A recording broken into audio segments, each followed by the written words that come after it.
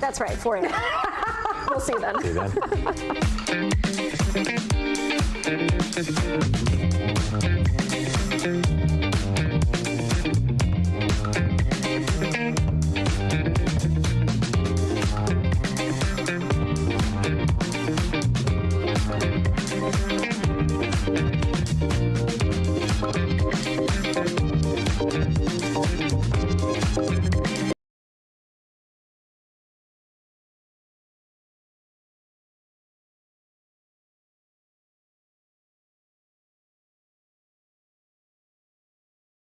You're watching Fox 35 News Plus, streaming on Fox Local.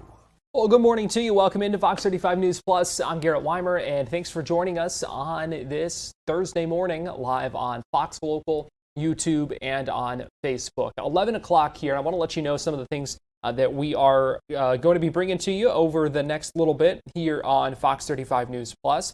Any minute now, we expect a news conference where we're going to hear from Congressman Maxwell Frost speaking in Orlando, alongside a couple of other groups as well, talking about homeownership, talking about the affordability crisis here in the state of Florida, talking about debt as well and the impact of all of that. So again, we will get you to that news conference when it begins. This is coming after a roundtable discussion that the congressman and some other advocacy groups were having in Orlando. So we'll get you there in just a few minutes.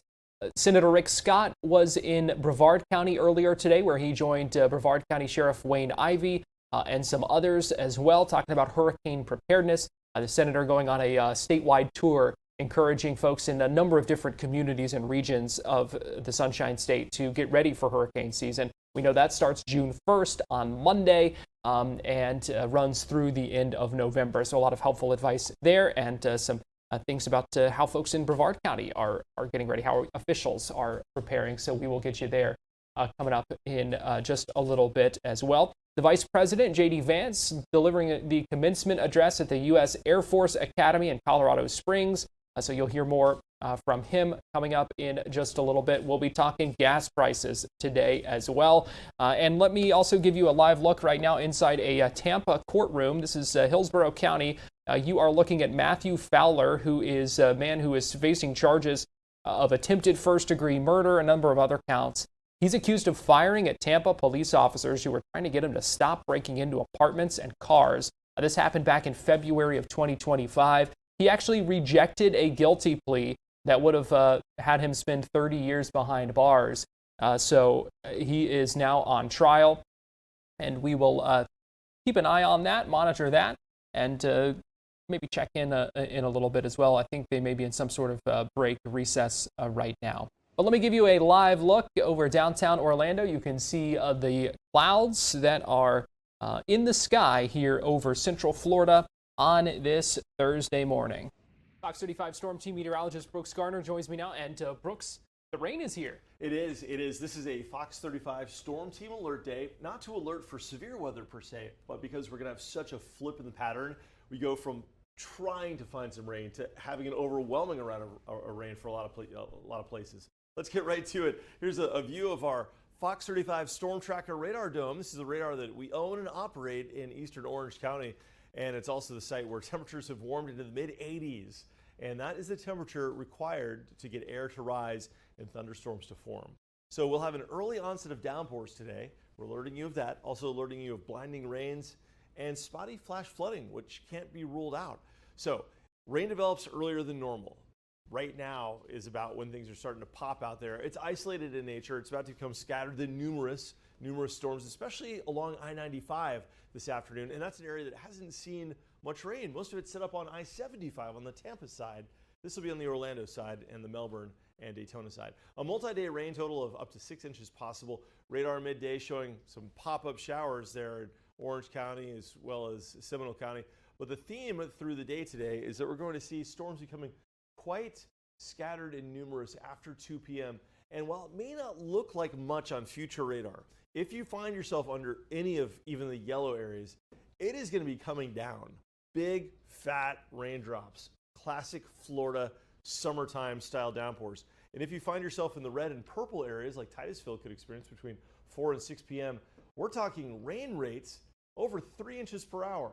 That is certainly a possibility as the Atlantic sea breeze bumps up against the westerly flow, and that spells the possibility of rain through 7 or 8 o'clock in Orlando. So we're going to have some places today picking up 5 or 6 inches of rain, and that's going to cause some issues in some spots. 90 at DeLand, 89 in Claremont. Most of the rain happening from roughly Lake Apopka points east. That's basically like Windermere and Orlando points east. This high pressure has been blocking the rain, but it's moving away to the east, allowing the floodgates to open with a flow directly from the Caribbean.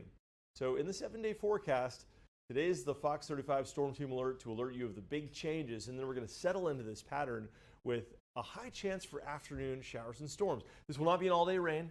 So don't look at that 70% thinking it's going to rain 70% of the day. You might only see rain for a couple of hours or less, but it's just a 70% chance that it will rain. And also a nod that when it rains, it's really going to come down. And we're actually going to see some vast improvement in our drought situation, I think, across a lot of our area, Garrett, where it'll take well over a foot of rain in 1 month to just completely eliminate it. But if we can start seeing events like this where we find ourselves on the tropical feed and we can get a couple of inches more than normal per month, over the period of the summer, we'll easily get out of this drought. And also watching the tropics a little bit over the next week or so. Well, sometimes in this kind of a scenario, when you have deep tropical moisture over an ocean basin like the Gulf, sometimes you can have slow development.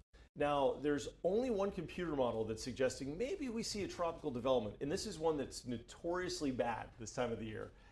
As far as long-range outlooks go, in the early season especially, it sees, put it like this, it's a hammer and every problem is a nail. The only thing it knows is to spin up a tropical system. One of our more reliable computer models does not do that. A secondary reliable computer model does not do that. There's a lot of buzz on social media because it gets clicks and there's engagement farmers. And if one crazy model spins up a hurricane, that's what you post because, you know, they're monetized. And so that is pervasive across social media, and that's where a lot of people are getting their weather information these days online. So it's just a reminder, you've got to stick with trusted sources.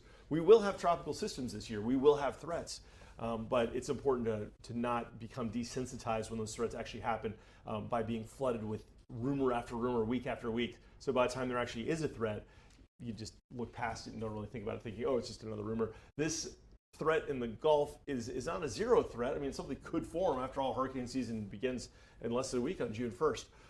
But this is the third such threat in different parts of the Atlantic Basin in the last week and a half alone that hasn't come to pass. Well, and things working in our favor that would minimize that threat at this point, too. Well, exactly. So the oceans are only marginally warm enough to even support a tropical system where it's forecast to form, but more so there's a lot of wind shear in the upper levels of the atmosphere, which ironically can tear these things apart before they form. A developing tropical system is much like a top tipsy-turvy wedding cake, very vertically structured, and if there's a lot of wind toward the top of the wedding cake, it can kind of knock it over and crumble it, so it becomes just a bunch of disorganized thunderstorms instead of this like beautiful wedding cake.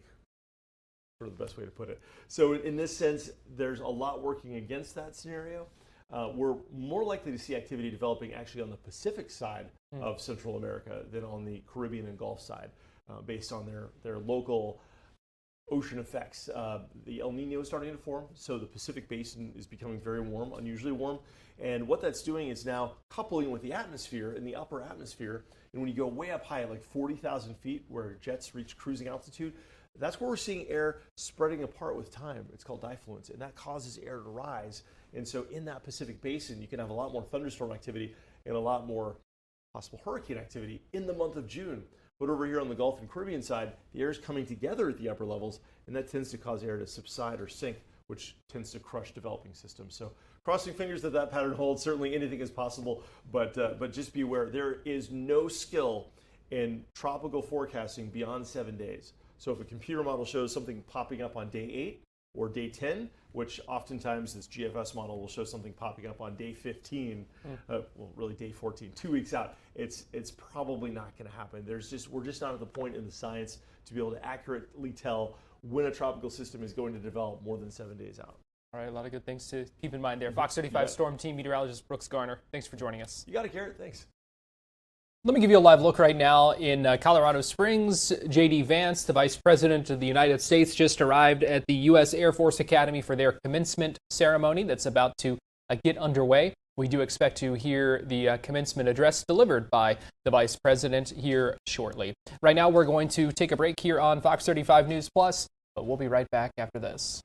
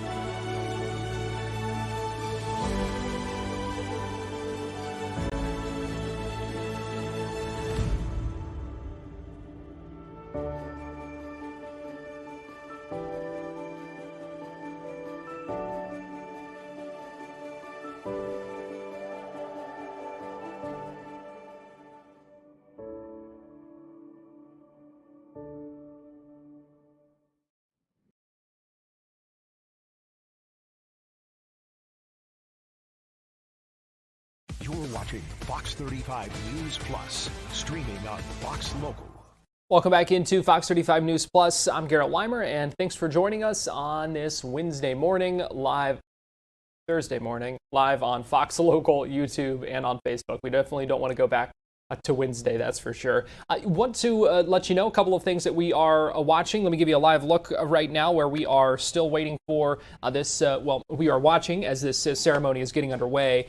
J.D. Vance, the Vice President, going to be delivering the commencement speech here shortly. Again, things are getting underway with that. We'll keep an eye on that. Also coming up in just a little bit, we are going to be speaking with Theron White and Drew Smith about some major changes that are coming to Carousel of Progress, one of the legacy rides at Magic Kingdom, something that was designed by Walt Disney for the World's Fair years and years ago, and going to be undergoing a major renovation, new scenes, new decades, a lot of things changing with that. Getting a lot of mixed reaction as well, as you might imagine, on social media. So we're going to talk all about that, what you need to know about those changes, what you can expect from those changes. We'll see some renderings as well. So we're going to be talking about that in just a little bit. Let me also give you a live look in Orlando, where setups are underway for a news conference where we expect to hear from Maxwell Frost, Democratic congressman from Orlando. You see, fighting for the American dream. He's been meeting with a number of officials today. Central Florida Jobs with Justice, Protect Borrowers, the AFT. They have been holding a roundtable over the last hour or so where they've been talking about affordability here in Central Florida, talking about homeownership, talking about debt as well. Credit card debt, medical debt, student loan debt, car loan debt. And so they're looking at some ways that this is a particularly magnified in communities around Orlando. And so we're going to hear shortly from Congressman Maxwell Frost at that news conference. We'll get you live to that when that does begin. Meanwhile, we have been talking quite a bit about the Rays Stadium and some of the questions that still linger even after Tampa City Council and Hillsborough County Commission voted to approve a memorandum of understanding and move forward with negotiations in that. Well, they are the Rays are not the only ones looking for some public money right now for stadium upgrades. The Tampa Bay Buccaneers just came out with their own $1 billion ask for stadium renovations, while the Rays are looking to get that money for construction of a new stadium. Raymond James was originally built with 100% taxpayer money. The question now is, what is the priority? What is this going to mean as those both of those sports teams are now looking for significant investments for their stadiums? So Fox 13 had the chance to speak with Alan Clendenin, a Tampa City councilman, to ask those very questions and see where those priorities lie. Amongst all the political tension about the Rays Stadium that we've been talking about at length, now we're hearing reports that the Bucks are going to need possibly $1 billion to repair and revamp Raymond James Stadium. You have your hand in all these pots. What is your reaction when you heard about the potential price tag? I love the fact that you use the word need. It's actually they want. They want. So the Bucks, of course, are a great organization. They've done really well for the city of Tampa, but the city of Tampa has also done really well for the Bucks. It's been a great cooperative relationship from the beginning when taxpayers built Raymond James Stadium. The Buccaneers have thrived here. They've really they've brought a couple of Super Bowls here. We've got a couple of Super Bowl trophies here, and we want to have them stay here. But we'll do what we need to do for the stadium. We're contractually obligated to maintain Raymond James Stadium. The Buccaneers will have to kick in as well. And talk about the timing. It seems like poor timing, at least for me, on an outsider looking in. The fact that the Rays are asking for all this money from the county, from the city, from the CRA.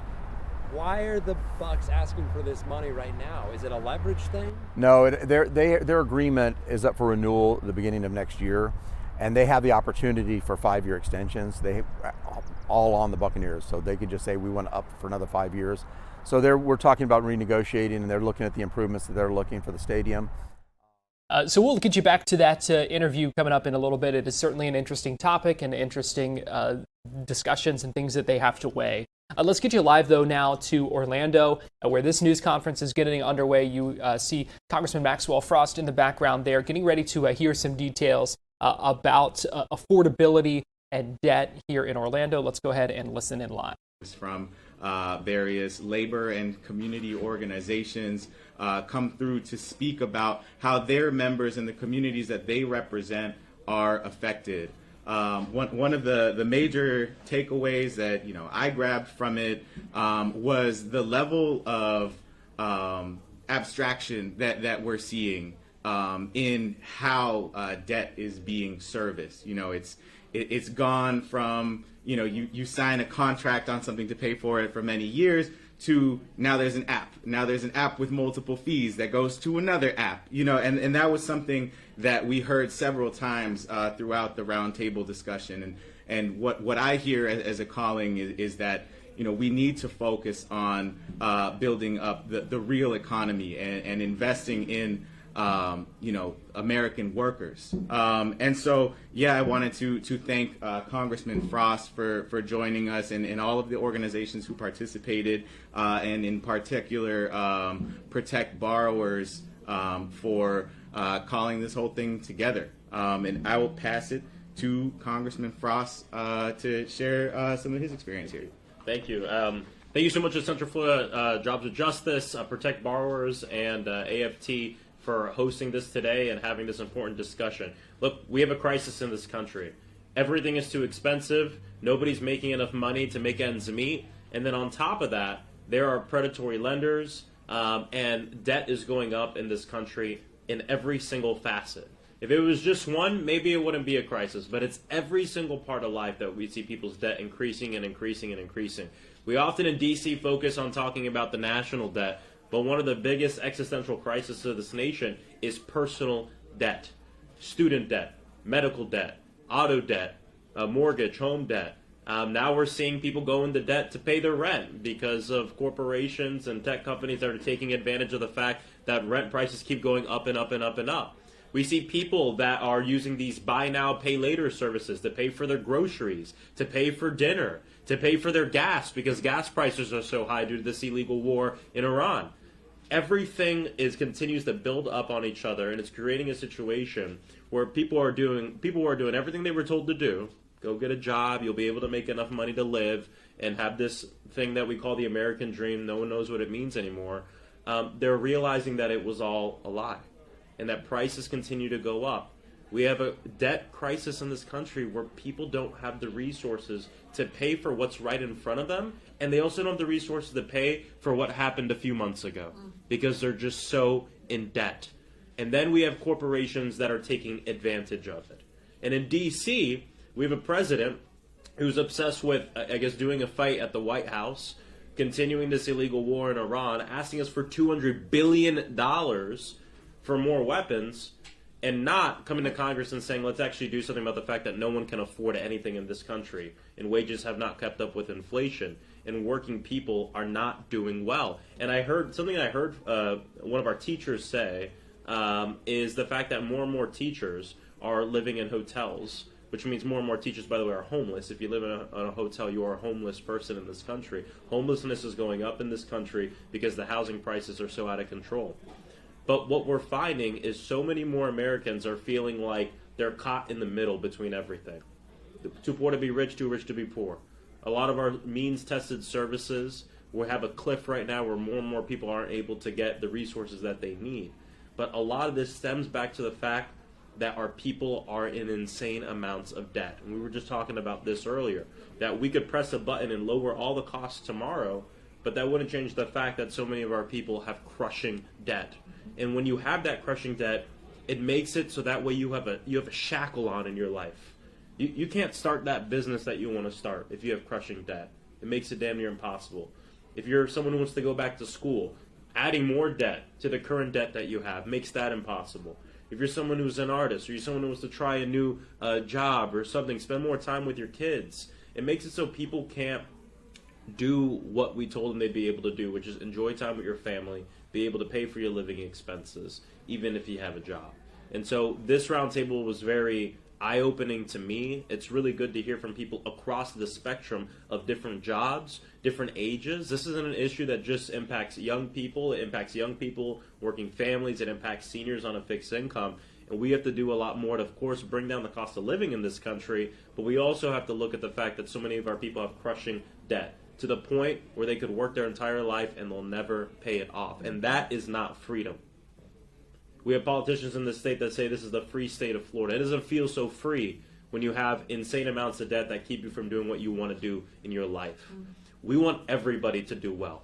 We want everybody to build wealth and be able to enjoy their life, not just 1% of this country. And that's where we're going. Where more and more of our resources and more of what's owned in this nation is owned by the same small group of people, and everyone else is left with the crumbs. And we're tired of it. And so this isn't just to listen to people, but this is to take this information and go fight for, of course, the debt relief we need, the antitrust laws we need, the laws that we need to protect borrowers and protect working people from these predatory lenders.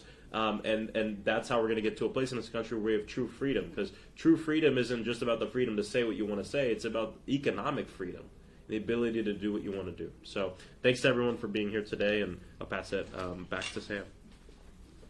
All right, for sure. Thank you so much, Congressman. I'm actually going to pass this over to Aisa.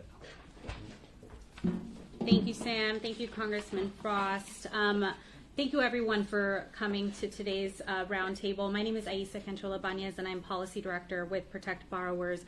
We are a nonprofit policy, research, and advocacy organization focused on just really shedding light on how the growing household debt crisis is really harming and weighing down working families across the country. I want to again just extend our note of gratitude to our partners at Central Florida Jobs with Justice and Congressman Frost for really convening today's conversation on how today's economy is making the pursuit of the American dream just completely impossible. And it's particularly for young people, for older people, folks of all ages. And the sad reality is that more and more Americans are finding themselves crushed under unprecedented levels of debt. from credit card debt, utility debt, auto loan debt, and student debt. More and more Americans are so far in the red that they are unable to even imagine a day where they will have enough saved for a down payment on a home. They can't even imagine the ability to have enough savings to get them through a $400 emergency. And so it was really fitting to have this conversation in community here in the Florida 10th District, where the cost of living is continually going up and where families are continuing to struggle amidst this ongoing affordability crisis. Here in Orlando, over 87% of folks are struggling with credit card debt. 1 in 6 have fallen behind, and 1 in 5 folks across Orlando are struggling with student loan debt. And over 300,000 households are severely behind on their utility bills that they have been sent to collections. That shows a very grim picture of the economic reality that so many families across Orlando are living.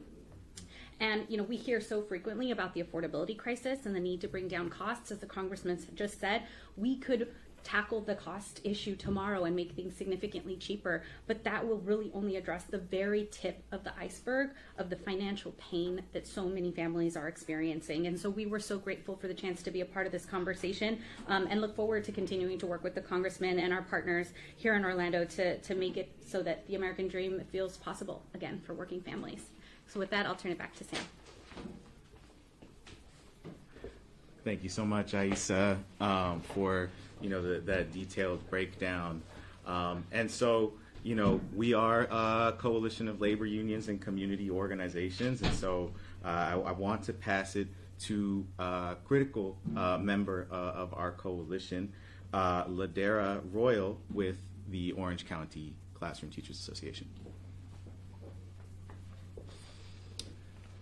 Good morning. I am Ladera Royal, representing the American Federation of Teachers and the Orange County Classroom Teachers Association. I stand before you today not just as a union leader, union member, and educator, but as someone living the very reality that we often speak about numbers and the stats, the growing unaffordability of being a public school teacher here in Orange County, Florida. We are professionals, we are degree holders, we are mentors, counselors, and role models. Yet somehow, many of us are struggling just to survive. The cost of living continues to rise, rent, groceries, lights, what have you, but our salaries have not kept with the pace. For many of us, the dream of owning a home is no longer even a goal, it's a memory. It's something we have quietly let go. We are paying some of the highest insurance costs we ever seen.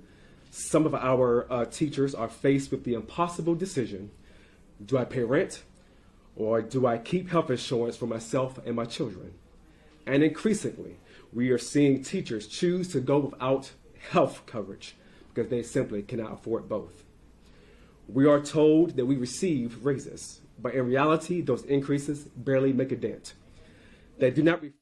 This news conference continuing live right now in Orlando, talking about affordability, some of the issues that came up in that roundtable discussion as well. We heard just a few moments ago from Congressman Maxwell Frost, who was speaking.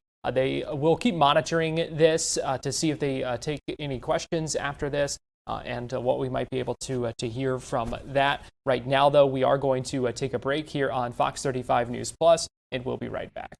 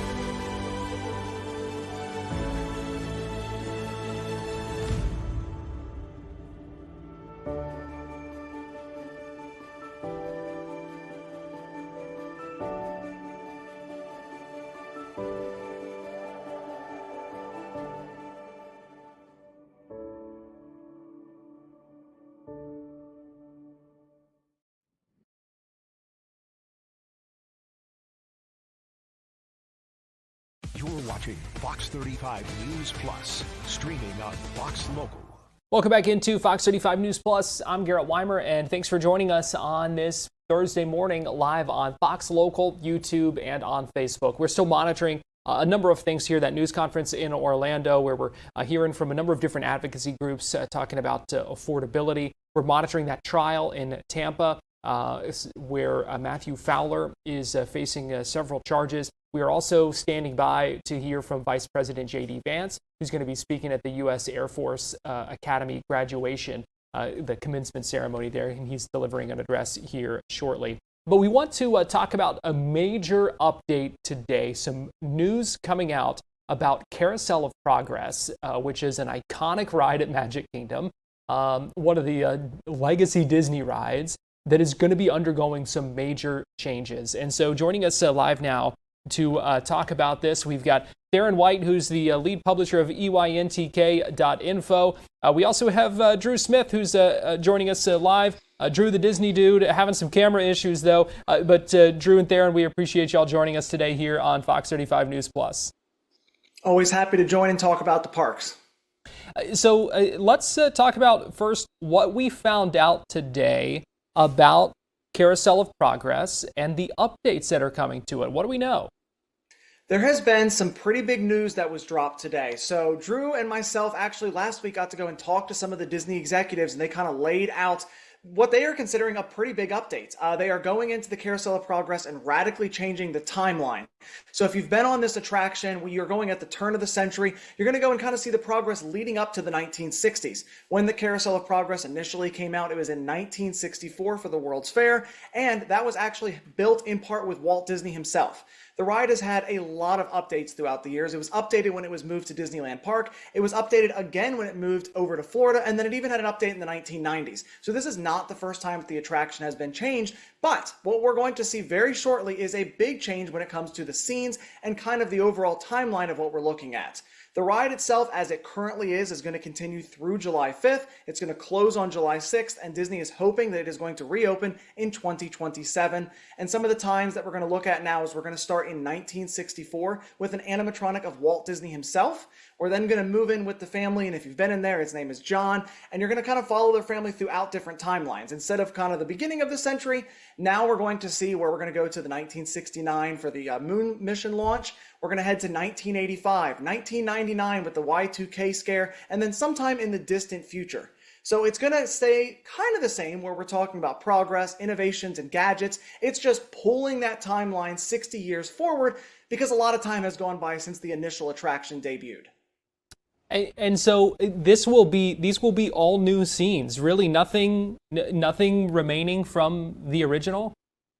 That is correct. So a lot of these scenes are going to be changed. When we talked to some of the Disney executives about this and what they were doing, they did mention that they're going to preserve as much as they can of the original animatronics. So some of those pieces that are in there, they're going to save. But when it comes to kind of the set pieces, that is going to be different. Again, they have changed this before. Walt Disney himself actually changed one of the final scenes when the ride moved from the Carousel of Progress over to Disneyland, and he added Progress City, which eventually we learned was called Epcot, and then eventually, of course, we got the Epcot theme park itself. So yes, these show scenes that we've known for a long time, they are going to be changed out, but the things they said they're going to save is as much as they can the animatronics, as well as we're still going to have the iconic song, It's a Great Big Beautiful Tomorrow.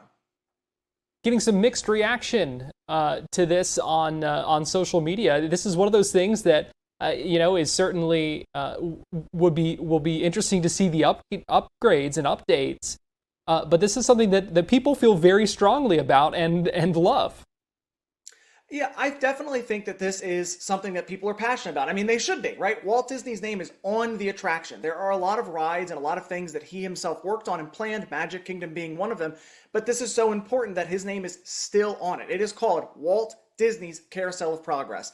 He helped build this. He helped design it. It went to the World's Fair. But much like the World's Fair and then what we saw later and now again, the idea is about progress. It's about innovation. And the ride talks about times, the turn of the century, the 1920s, the 1940s.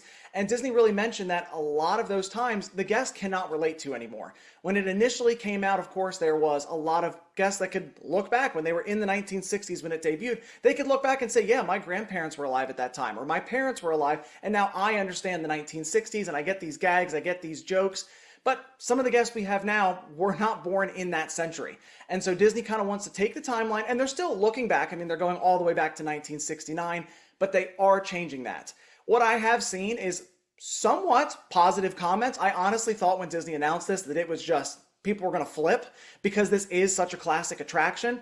But a lot of the stuff I've seen online, people say, I love that. I have memories with that. I enjoy the attraction, but I understand that it does need to be updated. I mean, the progress is in the name. So because of that, I definitely think that we'll have to wait and see a little bit more. We were, for our meeting with the executives, able to see a couple of things that they were working on for the attraction itself. Some of the physical props, because they said there is going to be a big reliance on making sure that there are real physical items that are in there, just like we see now. It's not going to have a heavy reliance on screens, but the timeline is changing. So we'll have to wait and see. I mean, of course, when the ride debuts, that's when we get to see the official script, all the gags, all the jokes, the animatronics. That being said, from what we were told and from what we've seen online with people, talking about their initial reactions, I think the fan base is cautiously optimistic. And what did you learn about the, what do we know about the timeline for this? This will be closing down fairly soon. Yeah, that is correct. Your last day to be able to enjoy this attraction is July 5th. I think part of the reason that they chose that is the ride itself specifically mentions July 4th. It says, whoo, hottest 4th of July we've had in years. So because of that, it kind of works out to let people on July 4th go and experience the attraction before it does close down just 2 days later on July 6th. Disney said that they are hoping that it is going to be fixed renovated very quickly. And so they didn't give an exact timeline, but they're saying 2027 is their goal. We've talked in the past about how Disney sometimes would spend a certain amount of time to build an attraction or renovate something, but the stuff we've seen so far with Disney Cool Kids Summer has really showed that things, when we look like at Big Thunder Mountain or we look at Buzz Lightyear's Space Ranger Spin, that those are two attractions that had an extensive amount of work on them as well, and they were able to get that turned around in a pretty quick timeline. They didn't mention about how much work they've already done. I have to assume that they've already been working on some of these attractions. They have mentioned that they have been buying things off of eBay and antique stores to kind of get real props from those timelines into the attraction itself. So I know that they're collecting some stuff, and maybe it's just waiting in a warehouse for the day it shuts down. They can go in and they can start swapping that stuff out. Again, no exact timeline for when it's going to reopen, but July 5th is your last day to go and enjoy that attraction. We also talked before about the Walt Disney animatronic because there was one recently that was added in Disneyland. And so what do we know about what the animatronic of Walt Disney will be like that's coming to Carousel of Progress? Yeah, that is a great thing to mention. So over last year at Disneyland, they debuted this animatronic. And when it initially came out, if you just looked online, you would think this was the worst thing that was ever built. And then everyone started going there and they're like, it's amazing. So initial internet reactions were very different from what people actually enjoyed. I have now seen this animatronic myself in person, and the mannerisms, they are so incredible when it comes to Walt Disney himself. I mean, you can see the way that his hands move and the way that he adjusts himself and the way that even his mouth moves is so accurate. Of course, I never met Walt Disney, but to the footage we have seen of him, it just looks incredible. So the version that we're going to be getting here in Florida is actually going to be a younger Walt Disney, and it's going to actually, it's a little meta. He's going to be talking about the Carousel of Progress while we're sitting on the Carousel of Progress. They have a ton of footage. Walt Disney used to talk about his parks and his rides quite a lot to get kind of the excitement up. He was like the OG Disney influencer. And so because of that, they have a lot of things that they can look back to, a lot of things that they can reference. And so we're going to see the Walt Disney of the 1960s talking about progress, Imagineering, and all the things that he's doing for the parks and the New York World's Fair. And then we get to actually ride on the ride system that was built for the World's Fair itself. Theron, when we're talking about something that is so iconic, that has been around for so long, how important is it that Disney gets this update right? I think it is extremely important. That's actually one of the things that I mentioned specifically when they talked about that they were getting rid of the rivers of America in Frontierlands, right? I mean, this is something that people have memories with. They've known about it for maybe even more than 50% of their entire life. And so I think that it is very, very important. One of the things I love that when we had the meeting with Disney that they mentioned was Smokey the Bear. Smokey the Bear is not a Disney property. That is not under Disney's umbrella of intellectual property. But they mention that because Smokey Bear, his whole thing is about leaving something better than the way you found it. It's going somewhere, it's enjoying it, but it's ultimately leaving it better and not leaving trash behind, not ruining the space that you get to enjoy. And that is one of the things that they are moving forward with for this specific attraction, is they said, we're doing this because we're confident in the story, we're confident in our ability, and we're looking back to see what people loved about the attraction, and then what can we update to make sure that it fits modern times. The team that we talked to was very, very passionate about this attraction, even more so than I feel like we hear for other renovations, even new rides. And so because of that, that is where I feel like there is going to be a lot of confidence going into this. The concept art they've released, I like that concept art. There is more that they showed us, but they won't let us share it yet. So I think later on this year at the D23 happening in August, that Disney's going to be revealing a little bit more of those details. But the 1980s scene, we got big hair, we've got references back to that time, we've got 1969, and we're going off to the moon. And so there's a lot of things they can reference that I think people are going to enjoy. That being said, I do understand if this is an emotional thing to you, this might be your favorite ride. I know for a lot of people, this is a classic attraction that they have seen since they've grown up. So I think everyone has every right to be upset and to be worried about what could be happening next. Because, you know, I mean, it's a big deal. This has been around since the 1960s. But the moments they chose there, I mean, they definitely chose some moments. They have some things to work with, some iconic moments in time, and some things that I think will be really cool for future generations to learn about. I definitely agree. I think the one that's probably going to be the funniest is New Year's Eve 1999. Yes. This is not just the turn of a century. I mean, it's Y2K, and if you've been on the Carousel of Progress, a lot of the ride is all these innovations and these gadgets, but it's really how often they break down or how many things can go wrong. So I'm imagining the family just being freaked out over the idea of the internet and everything collapsing. I think there's some great jokes that they can put in there as we kind of go throughout the time. And I mean, you're right. They pick some really, really iconic moments. I mean, those show scenes and those sets, I think, are going to be instantly recognizable to guests of this age. And I think that's the big deal, is that they are not saying, okay, the Carousel of Progress is now 2026, and we're going to start the ride by saying 6-7. Like, that's not what the ride is. They're still going way far back and saying we're going to start in the 1960s, and we're going to move forward and kind of show what has led us up to approximately this point. And then the last show scene doesn't have an exact time, but it's so far in the future that they're on a totally different planet. They mentioned that Disney, you know, when they build something about the future, it's difficult to do that because the second that you build something, the future has already caught up. And so their goal with the last scene is to show a future that's so far in advance on a different planet that they don't really have to worry about it kind of becoming old within a few years or two. All right, major changes coming. Theron White, lead publisher of EYNTK.info, and we're sorry we weren't able to make it work with Drew too, but we appreciate you joining us here on Fox 35 News Plus today. Always happy to chat. We're going to take a break, and we'll be right back.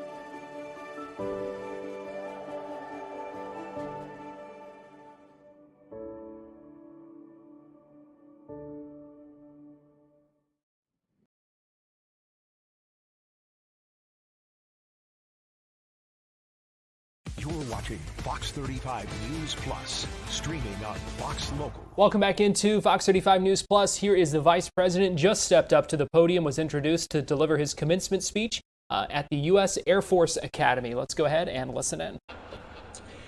I put in my remarks this morning how wonderful it is to be here on this beautiful morning in Colorado Springs. And that's a note to the Vice President and the Vice President's speechwriters to check the weather before you make a big speech. That's my first piece of advice. In all seriousness, I am particularly gratified to be honored today by this welcome and this kindness. Some of the people who make it possible for me to do my job, to make it possible for me to be Vice President of the United States, are proud airmen and guardians.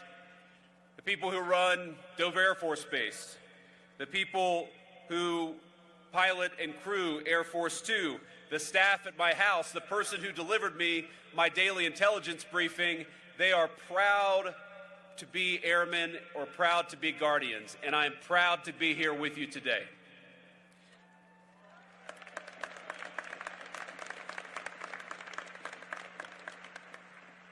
Without fail, they are skilled and brilliant and professional and kind, the very best of us, just like you. And today we celebrate not just you, not just the completed journey, but importantly, we celebrate something far more important. That today you become commissioned officers and leaders of the great patriots that I interact with every single day. If they are the best of our nation, they are now under the charge of every single person who graduates from this great academy. You all should be proud, and I hope you are, proud of what you've accomplished, proud of what you've endured, but you should also be sobered by the extraordinary responsibility our nation now entrusts to you. Indeed, so impressed am I with this group and the service that you lead that I'm hiring a member of this very class for a summer internship after graduation.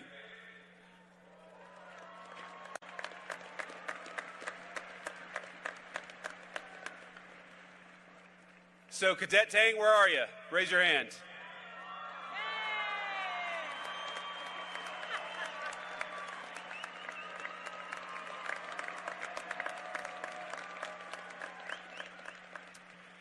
Consider this your very first meeting with the new boss. Congratulations. Don't screw it up. Now, all of you celebrate a journey that started not just 4 years ago, but decades before that. And so I particularly want to welcome the people who made you who you are. The friends, the family, the faculty, the loved ones, and of course the other distinguished guests who were honored to be joined here today. So I'd like to thank Secretary Mink in thanking several particular folks for being here. General Cruiser and Mrs. Cindy Wilsbach, thank you all.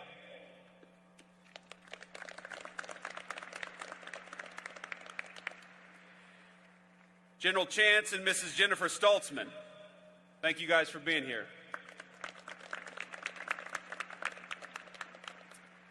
And last but certainly not least, Lieutenant General Tony and Mrs. Tricia Bowenfine, thank you all.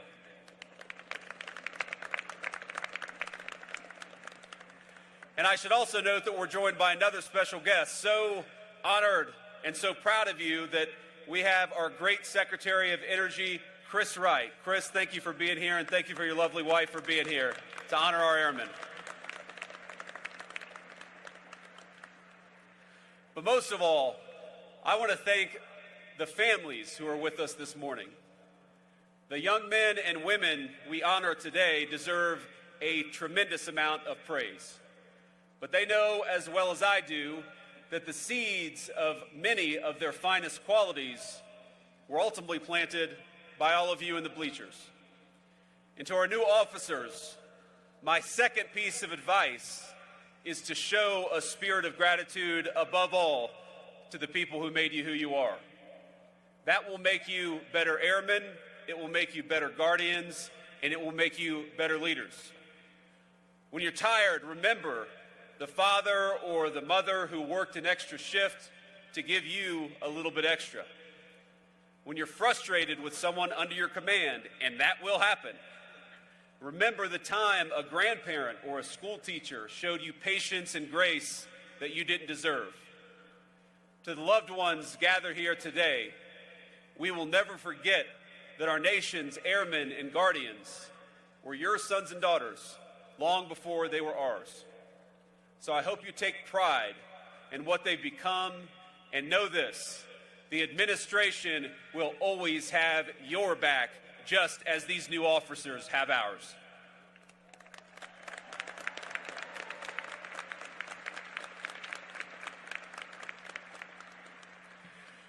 Now, without further ado, class of 2026, you've survived the academy. Congratulations.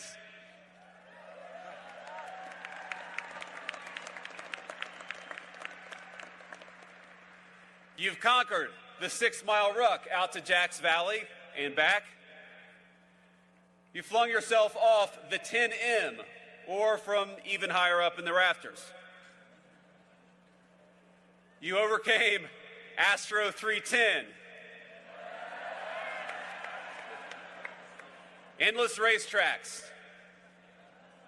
And this is a little surprising to me. Even a herd of wild hogs set loose near Fairchild Hall. Now, who is responsible for setting loose the wild hogs in Fairchild Hall? A few timid hands went up. Those are the future politicians.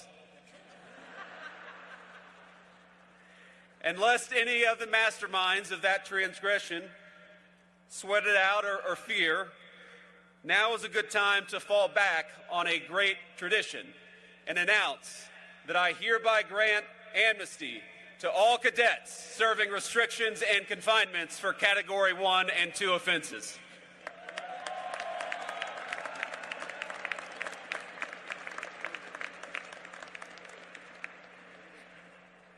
Class of 2026, you have never passed up an opportunity to prove your gumption to the world.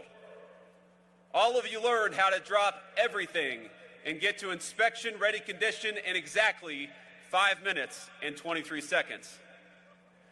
But beneath all the crazy stories and experiences, something serious and profound happened on this campus over the last 4 years.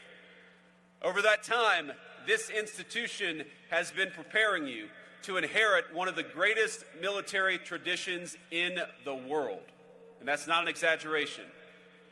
This academy has a long and storied history. It inculcates some of the finest and most timeless values of our armed services: integrity, service, excellence. And you are the latest generation to join the proud, unbroken lineage, that strong blue line. You are its newest members. But one of the defining characteristics of American air power, and now space power, has always been its willingness to evolve alongside the nation it protects and the threats that we confront. You pay homage to the great tradition, but you also innovate for the future.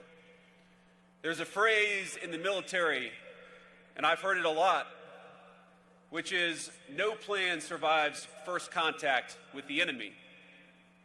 You've probably heard it so many times by now that it barely registers. I heard it a lot when I was in the Marine Corps, but I've heard it more in the last 18 months, and it's taken on new meaning. Because I've come to think that particular phrase explains something much larger than battlefield tactics.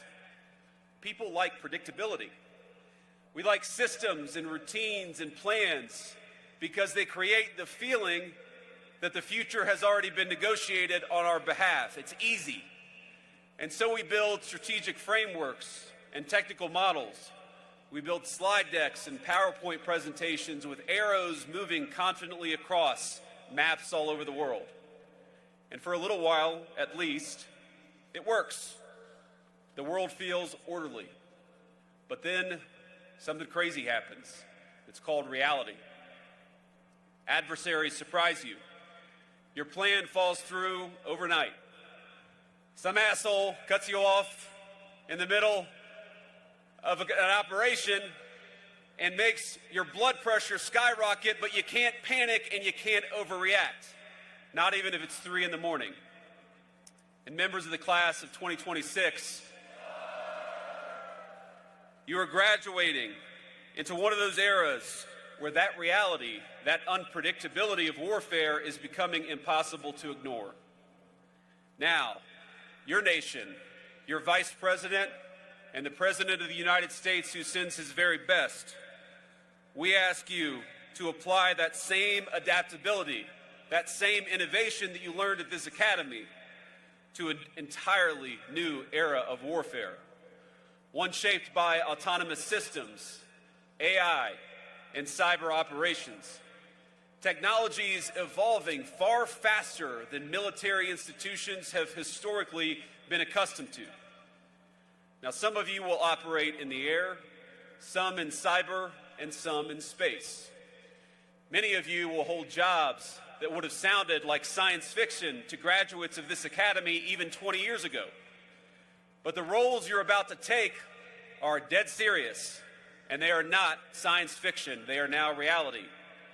Because our adversaries are studying this country every day. They're studying our military doctrine. They're studying our industrial capacity. They're studying our political divisions, our attention span, and new graduates, they are studying you. One of the defining facts for this particular class is that nobody can tell you the skills that you learned over the last 4 years will remain theoretical. They will become very practical and very real very soon. Airmen and Guardians are serving their nation overseas right now. Across Operation Epic Fury, Absolute Resolve, Southern Spear, and Midnight Hammer, they've excelled in executing unimaginably challenging missions under real-world combat conditions. And time after time, they've made us proud. They've accomplished things that the rest of the world quite literally thought were impossible. But trust me, I've seen the intelligence reports. Your predecessors have done things that other people thought were impossible, and they did them anyway. And those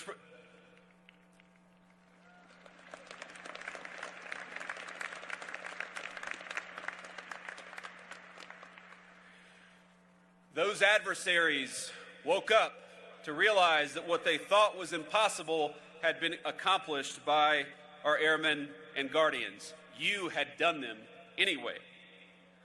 Now, when the president needs options, it's our Air Force and our Space Force who provide them, redefining what is possible mission after mission through sheer human daring. It is American air power that allows us to penetrate denied airspace and strike critical targets across enormous distances with speed, efficiency, and precision. And when the president says he will not allow Iran to have a nuclear weapon, it is the men and women you will join in just 60 days who give force to that promise and to that guarantee.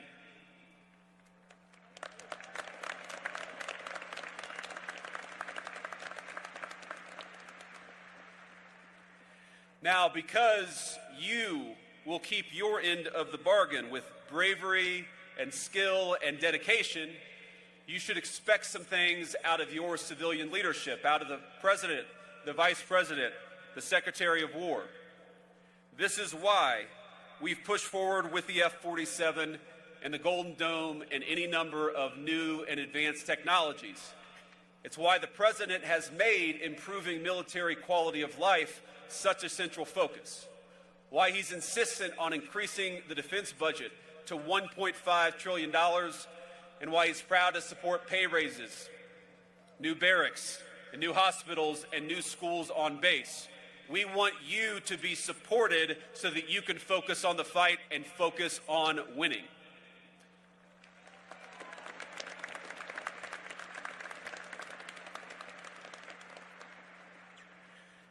And you're entering an Air Force, and this is maybe the thing the President and I are most proud of, is that we've seen extraordinary recruitment numbers.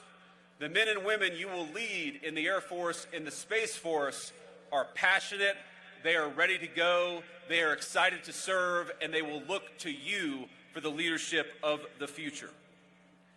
The mission that we will ask them to do under your leadership will showcase the strength, the ingenuity, and especially the sound moral judgment of our warfighters. And I want to tell you that I saw this ingenuity very real when we had this incredible mission where the 494th Fighter Squadron lost a couple of pilots downed in Iran. Now, we knew they were alive. We didn't know exactly where they were.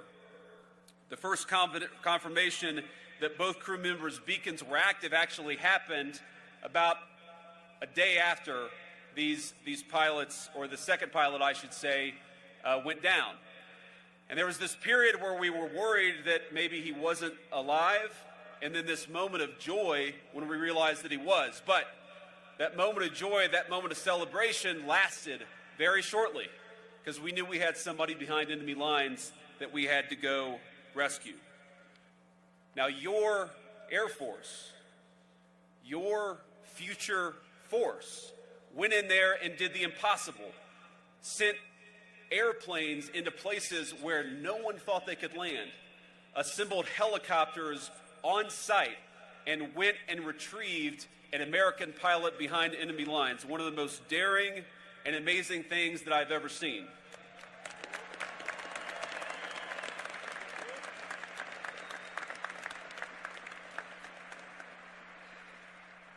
But I've never told anybody this before. I was sitting in a secured conference room on the phone with our military leadership and our civilian leadership, and that operation hit a bit of a snag. And I think a lot of us were looking around and saying, are we worried here that this is not going to be as successful as we thought it might?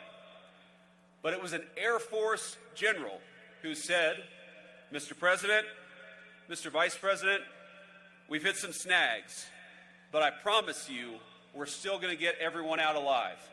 And that was our great Chairman of the Joint Chiefs of Staff, Dan Kane. So smooth, so confident. And that's exactly what we did, and what we learned is that sometimes Plan A doesn't always work out. Sometimes Plan B doesn't always work out. But the reason why the Air Force and the Space Force are so powerful is because they go from Plan A to Plan B to Plan C, and they execute time and time again. And that's what makes you the best Air Force and the best Space Force anywhere in the world.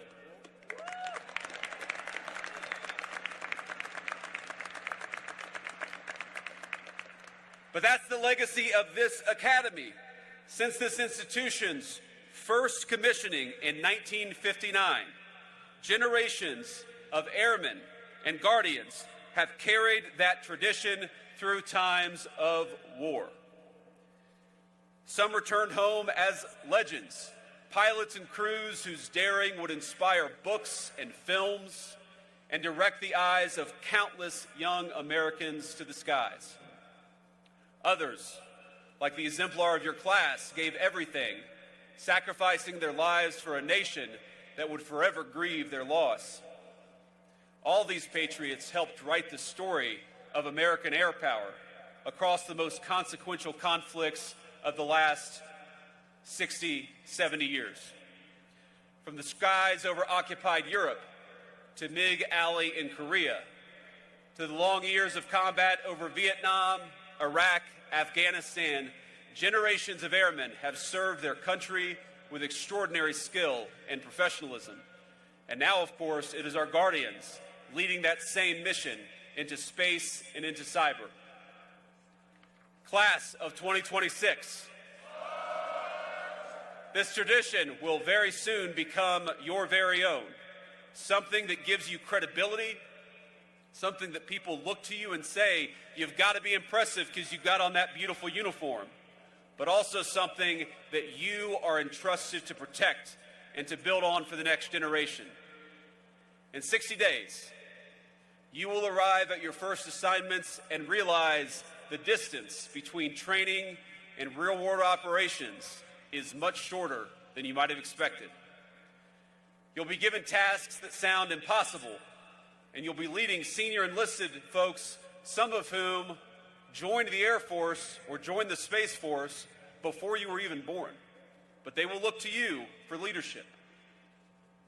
But you will also arrive prepared. Through world-class academics and athletics of this institution, yes, but most importantly, through repeated exposure to intense fatigue, uncertainty, and responsibility. I love this phrase, no quit, all grit. And one thing I noticed while learning about your stories is how often, despite all your successes, things didn't always go exactly as you planned. Broken elevators during move-in, painting the strips red only to spend the next week mopping them clean after a snowstorm. Speaking of which, snow. Lots of snow in Colorado Springs. Snow during recognition. Snow during culminating exercises. Snow during seemingly every single major event, but you didn't let it stop you. None of these stories are described by all of you bitterly. You just laugh about them. You carry on. You have the right attitude. And that's as good a sign as any that the amazing education you received has taken root. Most people spend their entire lives trying to eliminate uncertainty. America's greatest military institutions, such as this one, teach you to thrive in it. You thrive in uncertainty, and that's what makes you so lethal. One of the reasons this country invests in institutions like this is because trust, versatility, and fortitude are always important, whatever the weapons and whatever the technology. And I think they become especially important the moment reality collides with our best hopes and our best plans for the battlefield. Cadets, as all of you know, this year our great nation will celebrate 250 years since the founding. Every new generation born in the United States inherits a civilization that was built by somebody else, but must be built upon by the next generation. And with your commissioning, that duty passes to you. You know, the general, the superintendent said something to me while you were marching out, and let me just say for your friends and family, did they look good marching out or what?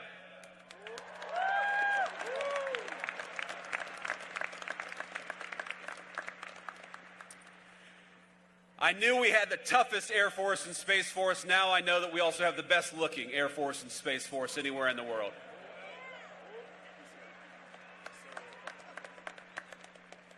But the general said something to me. He said, you know, sometimes I read headlines and it's easy to get sad or depressed about the state of this country.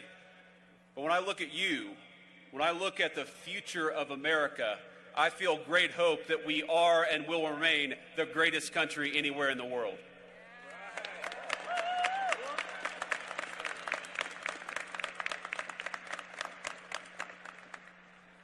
But with your commissioning, the duty to make America the very best it can be, that duty passes to you. And now, class of 2026,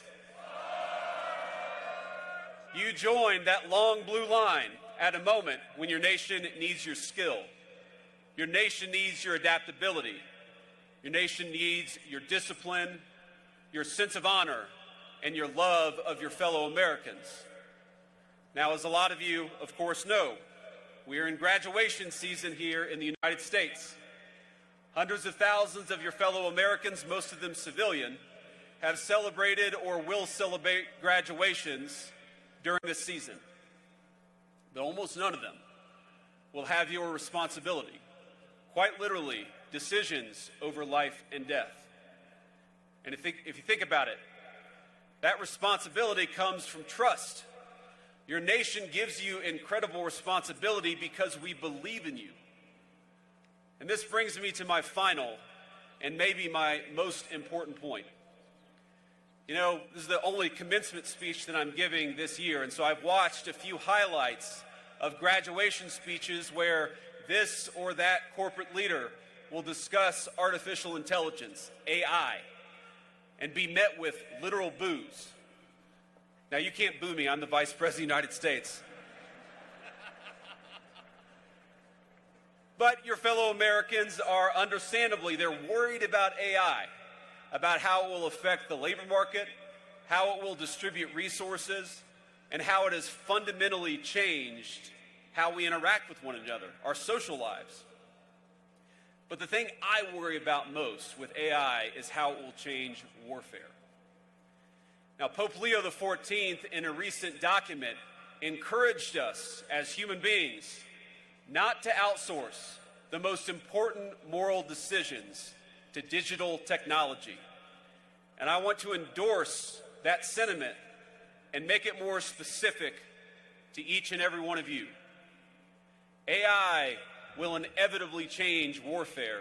And of course, as you've learned over the last 4 years, it already has. But one of the things that makes Americans unique, that makes you as warfighters unique, is that we wage war justly. But when I say that we, all of us, wage war justly, I mean fundamentally that you must do so. Because you are the ones who execute. You are the ones who lead on the battlefield.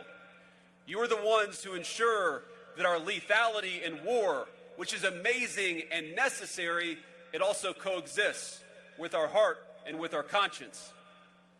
It is an incredible burden to put on your shoulders, but it is one that we entrust to you with full confidence. And if the warfare of the future is to live up to the moral values of our ancestors, decisions over life and death must be made by humans and not machines.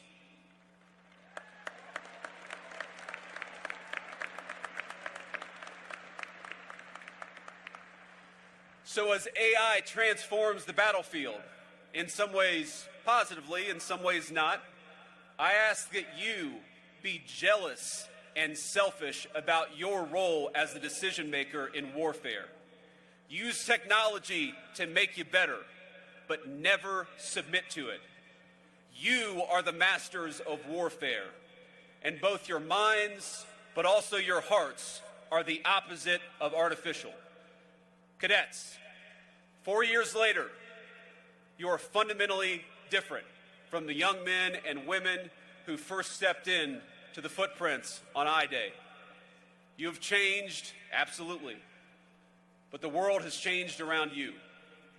And the mission to defend our United States, no matter what the world may throw at us, remains the same.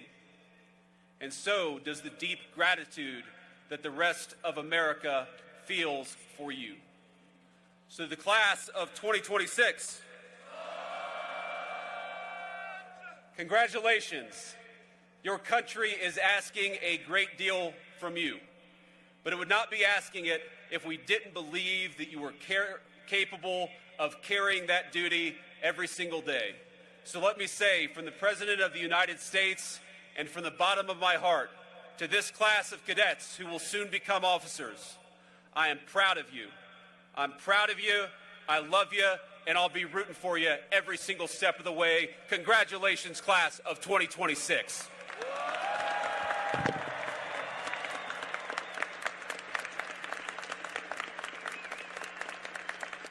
Vice President J.D. Vance wrapping up his commencement speech at the U.S. Air Force Academy in Colorado Springs, Colorado.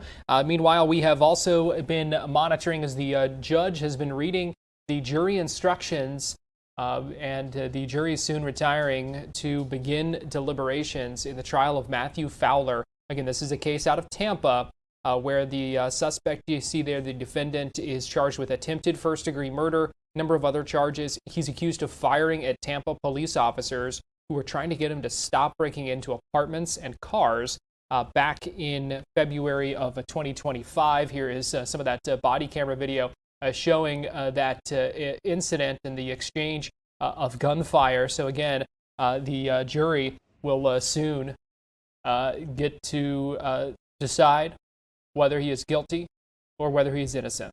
We're going to take a break right now here on Fox 35 News Plus, but we will be right back.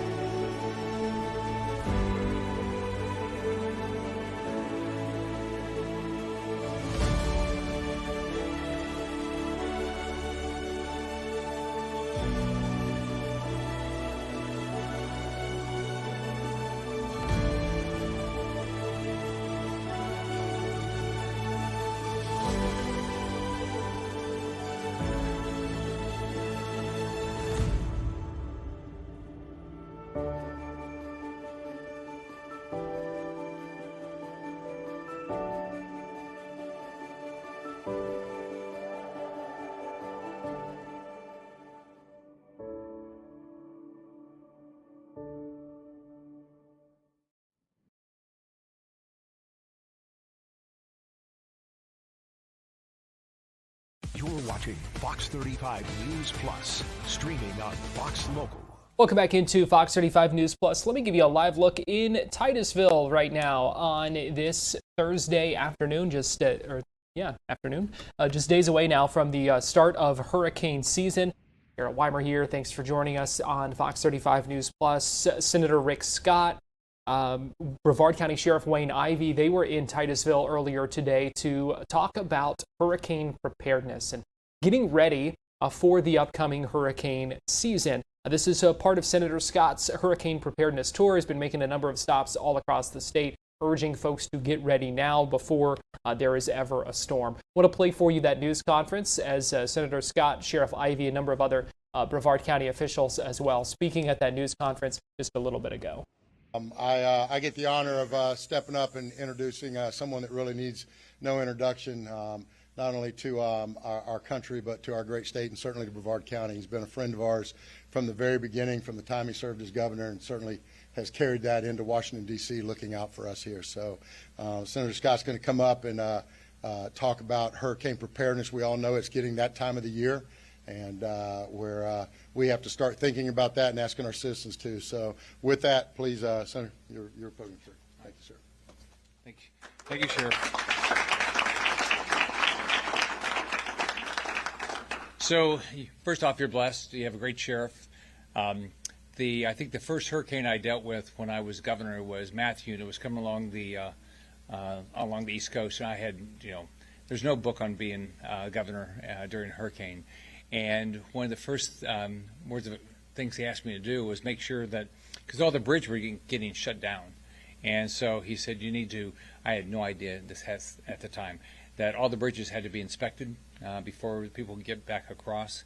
And so it was coming all along the East Coast, and the sheriff said, you need to pre-position people all along there and get the bridges open as quickly as possible. And so, if it wasn't for the sheriff and then sheriffs all across the state, I mean, they're the ones that lead this stuff. So they gave me a lot of good advice.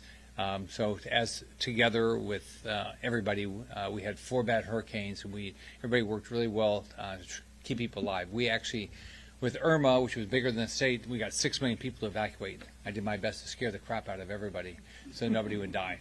So I want to thank the sheriff. I want to thank your chair, Altman. Thad and I got to work together. Thad was in the Senate when I got to the governor's office, right? Yep. Yeah. And so we got to work together with quite a few things. I want to thank your Deputy Fire Chief, Rick Hill, Titusville Mayor Andrew Connors, State Senator Tom Wright, who I've had the opportunity to work with, Debbie Mayfield. Debbie was in the House when I was governor, and we got to work.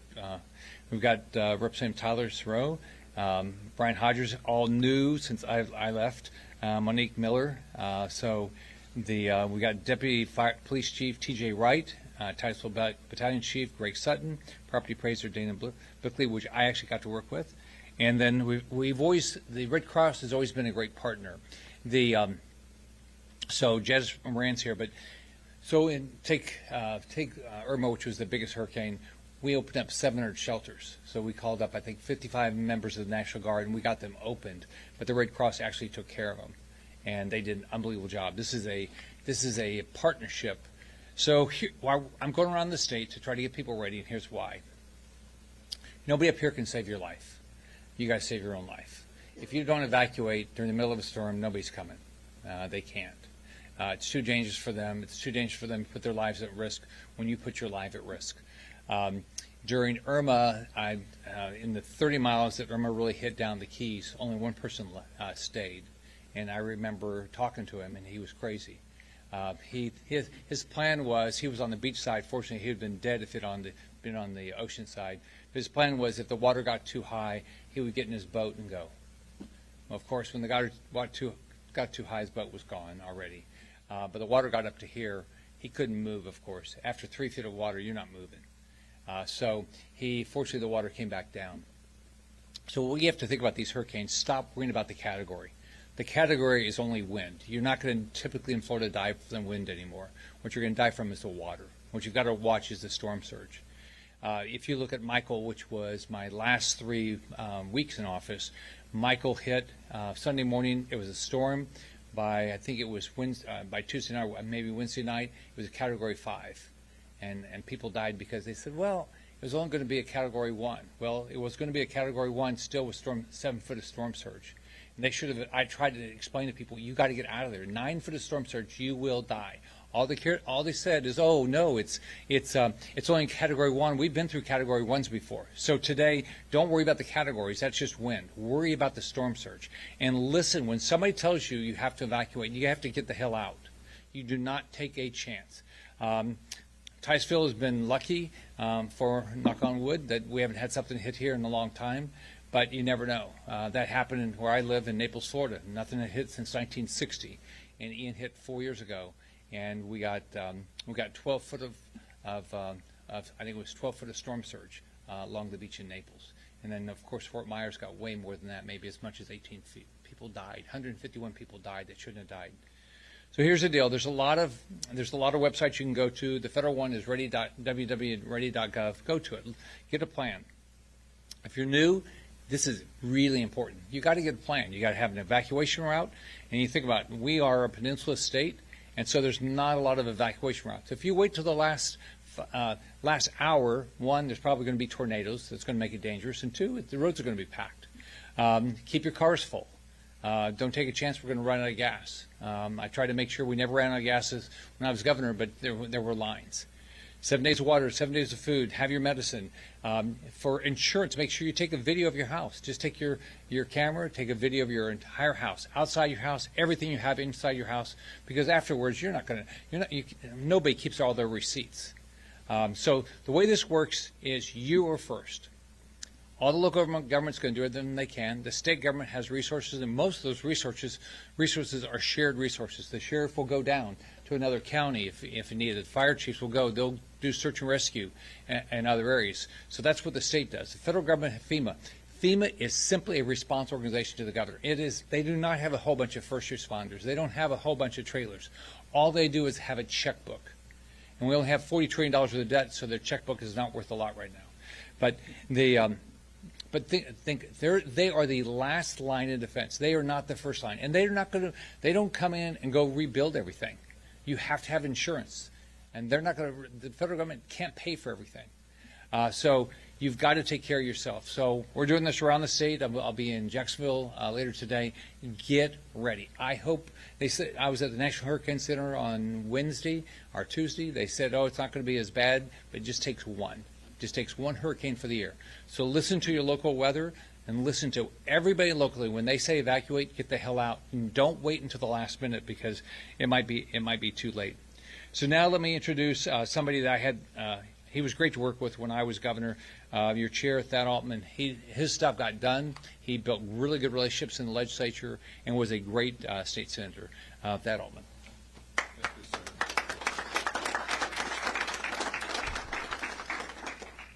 Thank you, Senator, and I want to personally thank you for all you've done for the state of Florida, and in particular being here on the Space Coast. A lot of the excitement and the legacy that we have here now, you made possible as governor.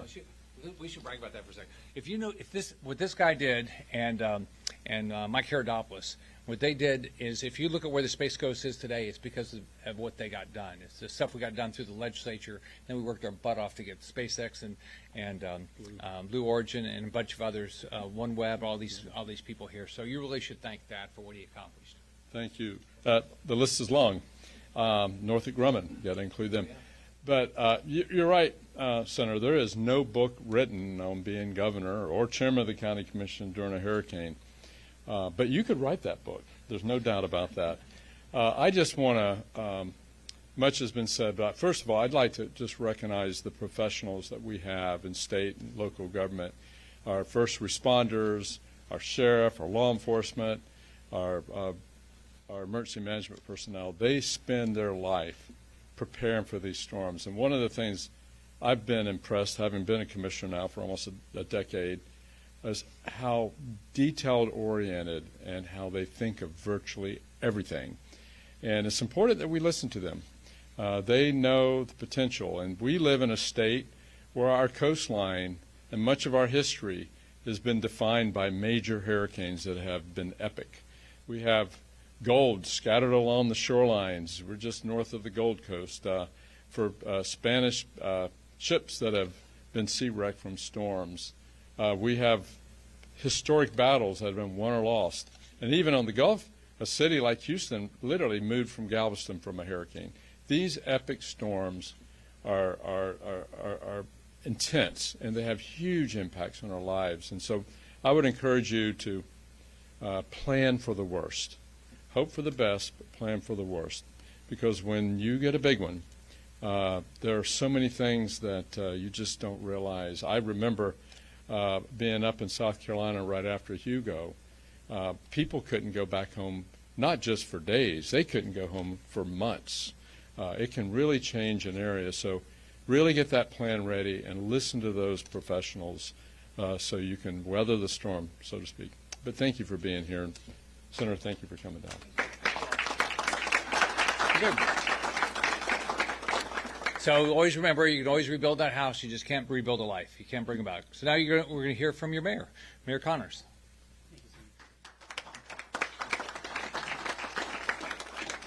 Good morning, everybody. Welcome to Titusville, the gateway to nature and space, where right out here we're launching people not only to the moon, but eventually to Mars. And a community that also understands the power of nature and the importance of preparation. I want to personally thank Senator Rick Scott for being here today and continuing to emphasize hurricane preparedness across the state of Florida. In Titusville, we know firsthand that preparation is not optional. It saves lives, protects property, and helps communities recover faster. Last year, we saw historic rainfall and flooding impacting families throughout our city, including many homes outside of traditional flood zones. It reminded all of us that storms do not care about maps, politics, or assumptions. Every family needs a plan.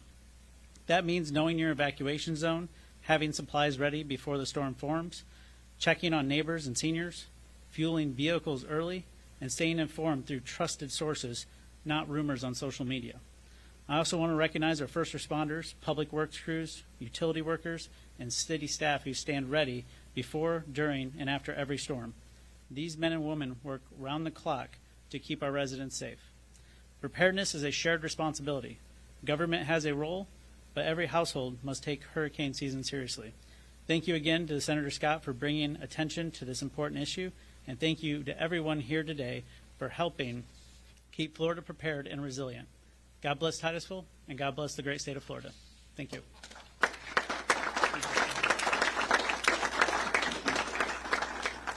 You've had good mayors. I've had the opportunity to work with a lot of them. Brevard County Deputy Fire Chief Rick Hill.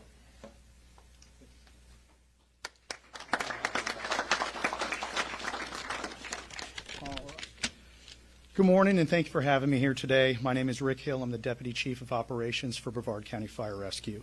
I'd like to start out by thanking Senator Scott for your years of dedication for preparing us for hurricanes and the guidance that you've brought throughout many years of doing so.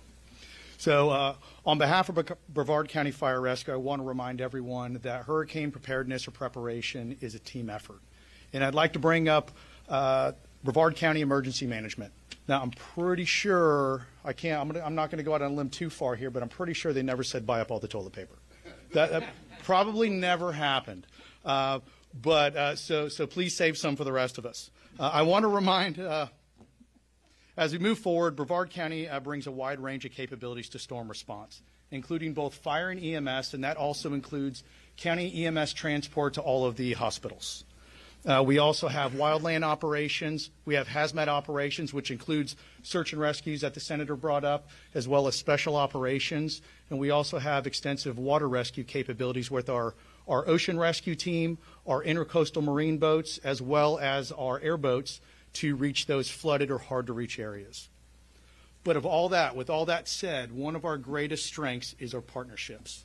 We work very closely with all of our local hospitals and EMS providers, our city fire departments, John Scott and his emergency management his management team at Brevard Emergency Management, as well as our local sheriff's department. Thank you. Thank you, Ivy. This collaboration and this professionalism is what helps keep this county strong when the storm hits.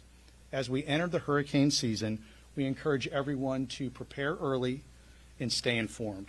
Together, we will help Brevard County be ready and resilient. Thank you.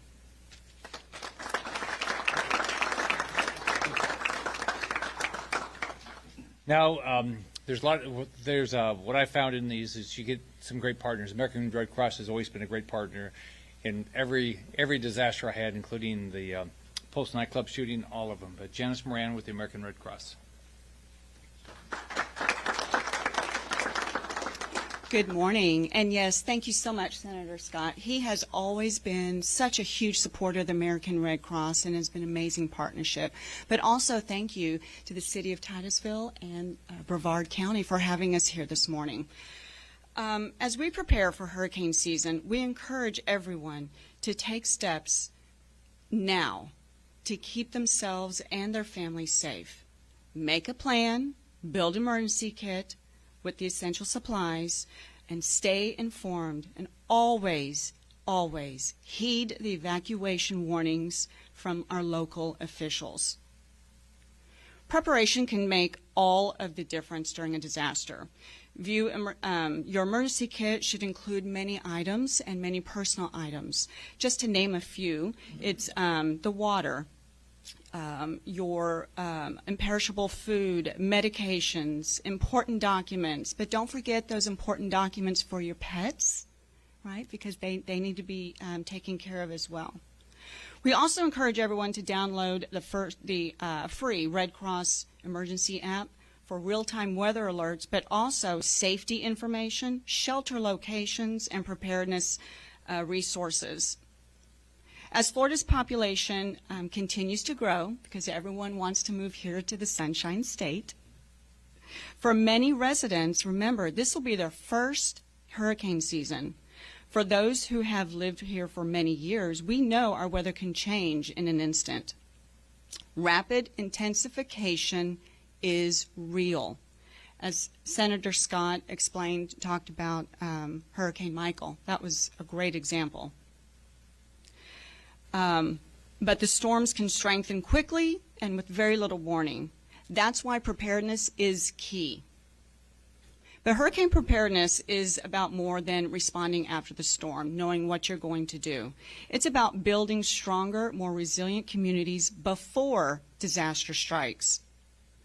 Here at the Red Cross, we're deeply committed to community mobilization by working alongside our local partners, businesses, faith-based organizations, homeowners associations, volunteers, and our neighbors. The list goes on and on. To help people better prepare for emergencies and support one another during times of crisis. At the American Red Cross, preparedness is not seasonal. It's a commitment that we make every single day for the entire year. The Red Cross prepares year-round by training volunteers, creating new ones, strengthening our partnerships and creating new ones, and working alongside all those local businesses and all of our partners, along with our community leaders and neighbors, to ensure we are ready to respond when disaster strikes, whether it is a single home fire, which we respond to multiple times a day, or a large-scale hurricane impacting thousands. But when communities are informed, connected, and prepared, they become stronger and more resilient. By empowering people with the preparedness tools, training, and resources, we can help reduce the impact disasters have on families and ensure communities are better equipped to recover faster together. Now is the time to get involved, support our neighbors, and help provide hope during times of crisis. If you would like to learn more, whether it is how to partner with the American Red Cross or how you and your loved ones can be best prepared, just visit redcross.org. Because taking action now can help protect your loved ones tomorrow. Thank you. Okay. Any of us can answer any questions anybody has? Anybody have any questions? All right. Thanks, everybody. Senator Rick Scott earlier today in Titusville, as we heard from a number of Brevard County officials and others talking about preparedness for hurricane season. Again, hurricane season starts on Monday, and so we, now is the time to get prepared before there are storms, before we're talking about needing to really kind of buckle down and get ready. So a lot of helpful advice there from Senator Scott, some of those other officials, and a lot of important things to keep in mind ahead of the start of hurricane season. We are going to take a break right now here on Fox 35 News Plus, but we'll be right back with more here on Fox Local.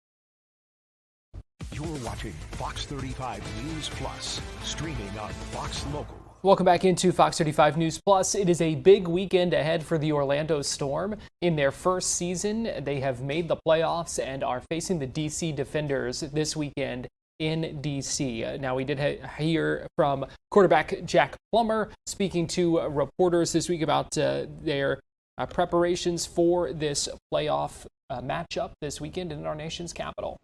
Hey, Jack. We just heard from Coach Beck, and he was talking about kind of the extensive scouting he does, pre-draft scouting, starting last August, September. I mean, just as a player, how much do you appreciate the collection of talent and the right guys that have been brought into this Orlando Storm team? When you look and see where you guys are at this point of the year. Yeah, it's definitely good to play quarterback on a team when you're surrounded by guys who are talented. It's good to play with a good defense. It's good to play with good guys to throw the ball to, good offensive linemen. I think Coach Beck really did a good job of taking his time and really vetting the guys and seeing, hey, which one of these guys, like who's going to come play, who's going to play the right way, who's going to be a good guy. So definitely super appreciative of Coach Beck for doing his due diligence. James up. Terry on deck, and Kyle, you're in the hold. Jack, appreciate the time. Hope you're doing well.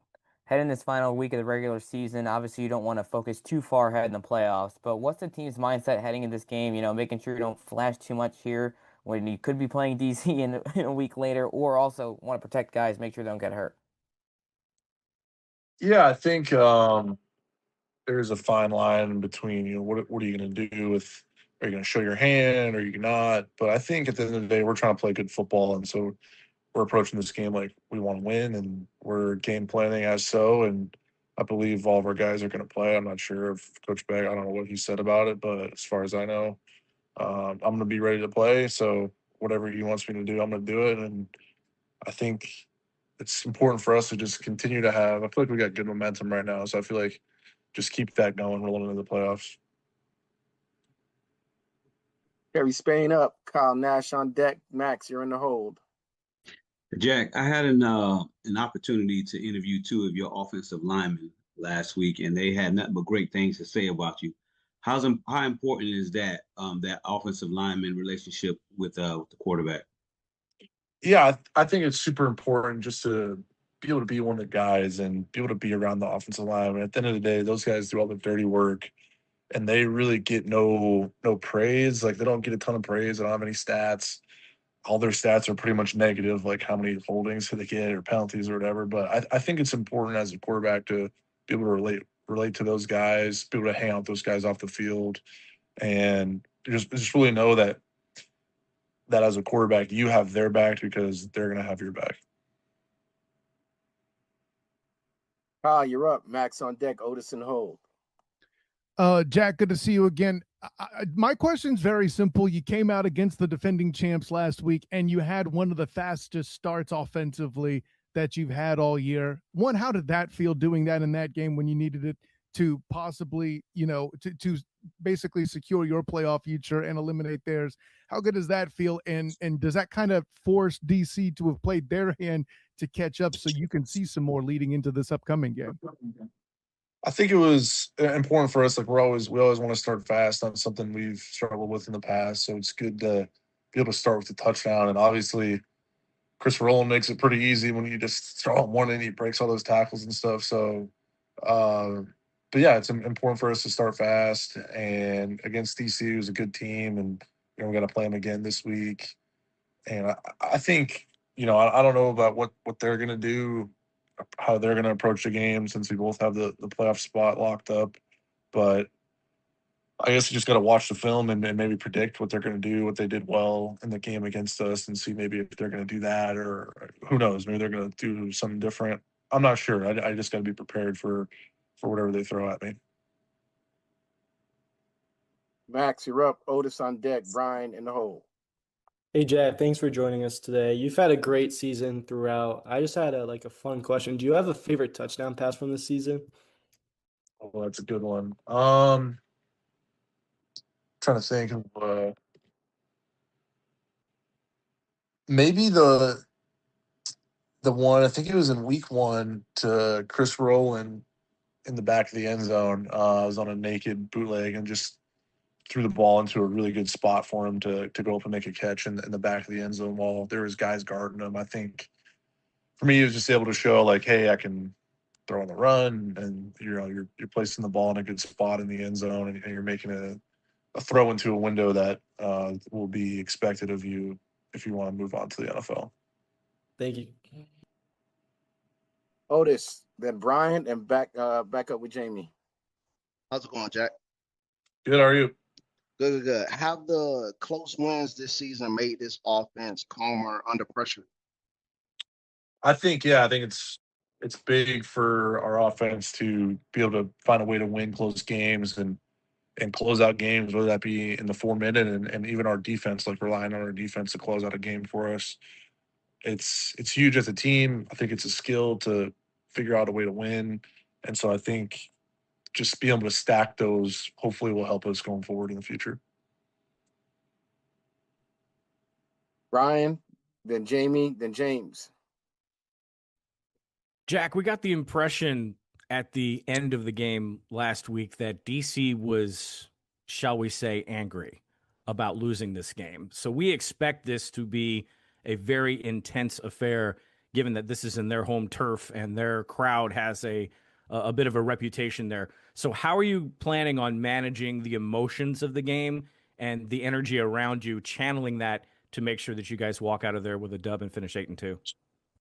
I think that's a good question. So, I mean, they definitely play with a little scrappiness and a little edge to them, and they like to tote the line. They like to push your buttons a little bit. So we just got to be able to keep our composure and, not play into their games, and they want to do that. And, let's let them do that. Let's be like, hey, man, you do that, we'll do us, and just focus on ball for us. And we have the what's next mentality that's preached by Colin every single day. So just approaching it that way and not trying to fall into their little traps of playing their games. They want to, talk trash or hit you after the play or whatever. Let's just stick to playing ball. So hopefully we can do that as an offense and as a team and just avoid those 15-yard penalties, because those are killers.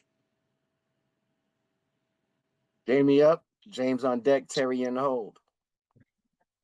Hey, Jack, I got a 2-part question. Just, your touchdown to interception ratio is phenomenal. Have you ever had that kind of season where it was like it's 15-1? No, I have not had that. I think it's a nice clip, and I think that the ball's bounced my way a little bit, which is nice. And I've had seasons in the past where maybe the ball doesn't bounce your way so much, where you're throwing a Hail Mary and it's kind of a meaningless play before the half and you throw an interception, or a guy or a ball gets batted and gets picked, or a guy, so like stuff happens and you get interceptions. And I feel like with the one interception this year, I feel like obviously I did throw one, that was my fault, but I feel like I've gotten, the football gods have blessed me a little bit, getting lucky with guys dropping some, which has been really nice. My other question is, Coach Beck said that, in his mind, you're the MVP of the league. When your head coach says something like that, what does that mean to you? Obviously, you've got more work to do, and maybe you're just focused on day to day, but what would it mean to you to come out here and get that MVP award? Yeah, I mean, obviously it'd be a great honor. It'd be super cool to have. And it's one of those things where it is an individual award, but I think it does reflect a lot on the team you're playing on and the guys around you. So it would be awesome to do that. I'm not super focused on that. That wasn't really one of my goals coming into the year. It's a nice little bonus and a cherry on top. But like you said, I'm more so focused on like what do we got to do to win games, and what do we got to do to play our best ball going into the playoffs. Terry, then Kyle. Jack, at the end of the game, I personally saw you sign a lot of autographs for a lot of the fans that were in the stands. How important is that? Because that was actually a tremendous thing that you did, and a lot of those kids, they actually waited to get an autograph signed by you. Yeah, I think it's beautiful thing for us to do, I think. And I was a kid one time, and it's just the littlest thing of like getting a guy's autograph was the coolest thing ever. And it really takes not much time to do. So I think it's something that we like to do, and I know it makes the kids feel good. So I wanted to stay out there, and there was a lot of kids waiting, lining up, and I thought it was just a cool scene. And hopefully that gets them to want to come back. Whether it's the next year or I don't know. I don't know where we're playing our home playoff game at, but hopefully that makes kids want to be excited to go to Orlando Storm game and try to build this thing up as a new franchise. And obviously, we had some crowds that were they're passionate people that are there, but sometimes the numbers were a little lacking. So hopefully that'll boost it into next year and really get people aware of the Orlando Storm and get people excited about coming to games. Kyle, then Otis, then Brian. First of all, real quick, Jack, I just want to double check if Cole and the offensive line are still referring to you as Jackie Longlegs from that 71-yarder against Dallas. I just had to double check that real quick. No, I haven't heard. I don't think I've heard that one recently. So, but I definitely got a lot of nicknames after that one. I don't know if any of them really stuck though. But with that in mind, obviously where you're at right now, the UFL is billed as a developmental league. The question is simple with your MVP candidate season such as it's going. What have you developed the most that makes Jack Plummer better now than he was at the beginning of the season? I think just finding a way to get completions, and there may be times where a play isn't going exactly how you want it to go. Maybe you're not throwing it to your number one or number two receiver, but hey, let's get it thrown to the running back. If a guy so happens to run a wrong route or run a bad route or whatever, but he's still open, like still find a completion. So I think that's one of the things that I maybe wasn't good at in the past. I was wanting things like done. They're like, hey, look, this guy needs to be in this spot. Like we need to be running the route at this depth, and it would kind of mess me up in the past, especially in college, where it's like, he's not there. Like you don't fully trust it, what you're seeing. But I feel like now it's like I'm seeing the field well, and even if a guy's not exactly in the spot he's supposed to be, it's like, hey, he's still open. Just deliver an accurate pass. Like no need to panic and freak out. So I feel like I've done a better job of that, and that just comes with game reps and be able to get 9 full games already of like those are invaluable reps, and it's something that I haven't had a lot of in the past 2 years. Just being a third string quarterback in the NFL, those reps, you might get a couple a week, and that's it. And now just to be able to be the guy in practice every day and to be able to do those game reps, I feel like anytime you can do that, it just elevates your game. Thanks, Jack. Thank you. Otis, and then Brian, you'll close us out.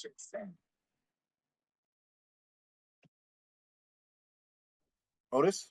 Yeah, got it. Jack, heading into the playoffs, what's more important for a quarterback? His confidence, his rhythm, or being able to trust the guys around you?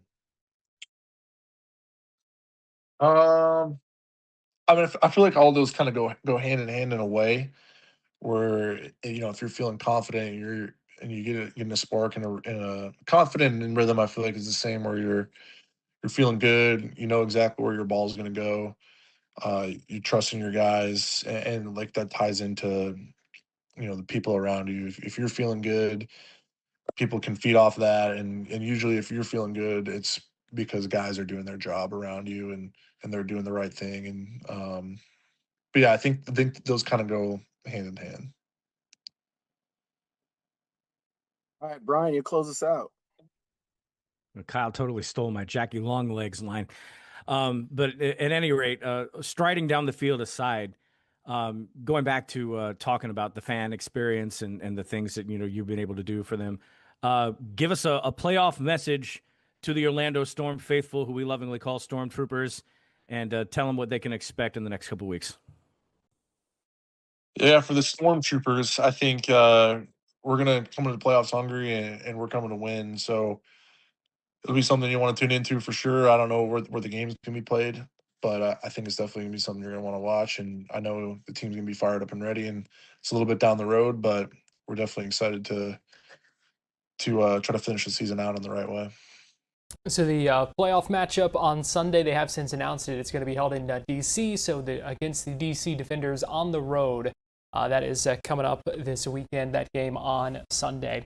Well, let me give you a live look right now in Atlanta, where any minute now we're expecting a news conference where we're going to hear from the FBI Atlanta, the special agent and some other officials with the FBI, going to be talking about their role in security and intelligence gathering when it comes to the World Cup. We know Atlanta is one of several host sites across the country for the World Cup that's happening that kicks off in just a couple of weeks. So we will be listening in to this news conference here in just a couple of minutes when it gets underway. Right now, we're going to take a break here on Fox 35 News Plus, but we'll be right back.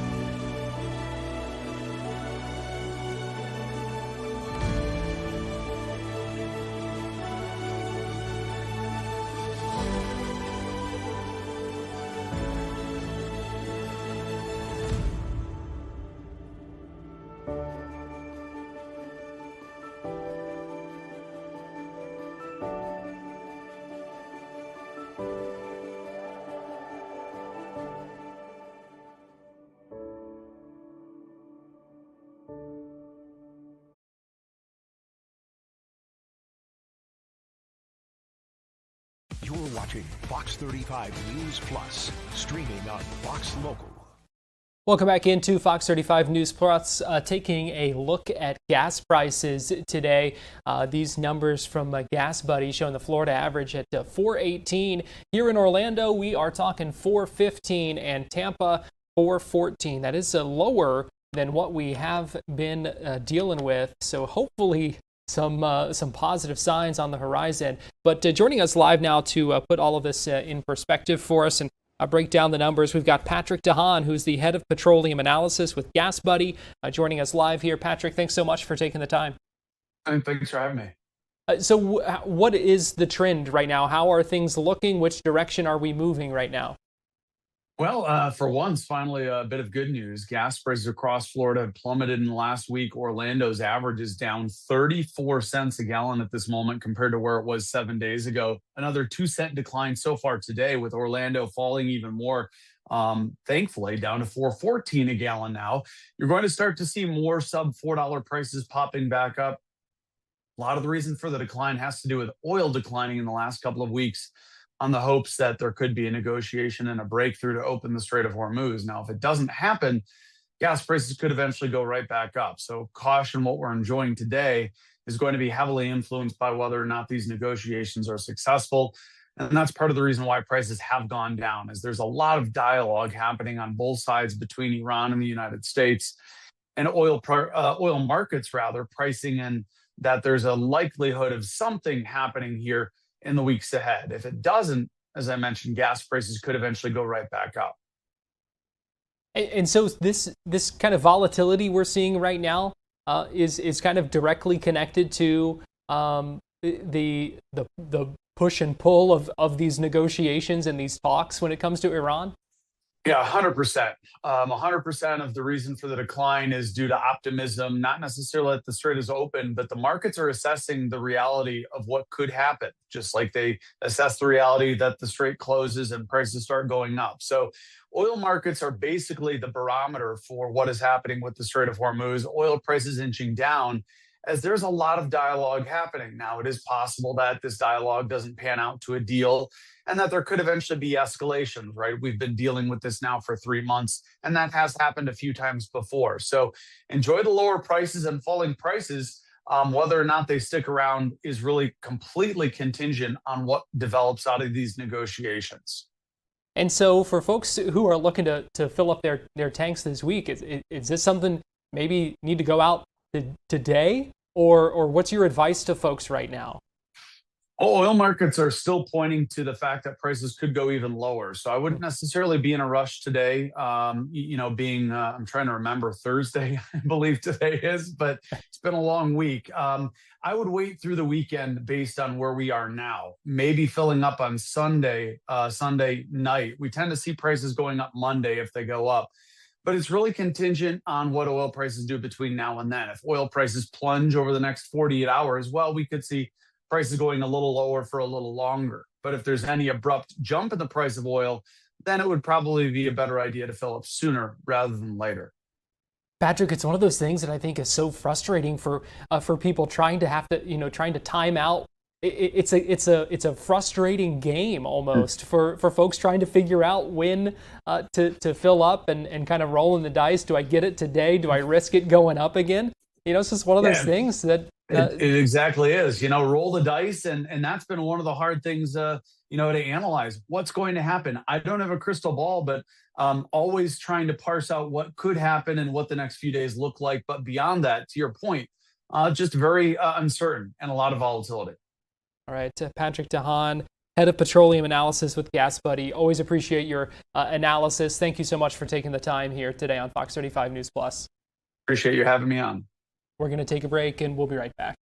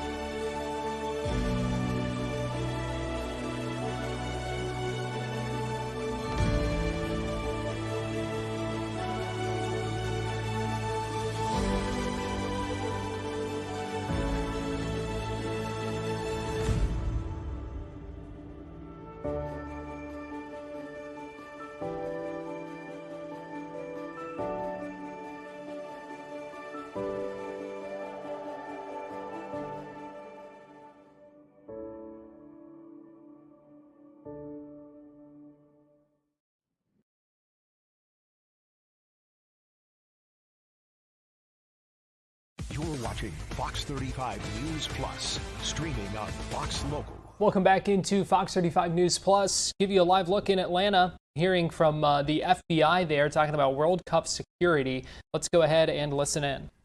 If you do see something suspicious, please call 911. or call 1-800-CALL-FBI. A second area I would like to highlight is our tactical, SWAT and tactical presence during FIFA. FBI SWAT teams will maintain a high level of visibility around the FIFA events and will be downtown during all matches and fan days. Teams are highly trained and prepared to respond and to deploy at a moment's notice to any type of threat in the city of Atlanta, and their presence is intended to enhance public safety, and residents should not be a cause for alarm. They intentionally will be visible throughout the events. With those two things highlighted, I'll hand it back over to the SAC. Thank you, Sean.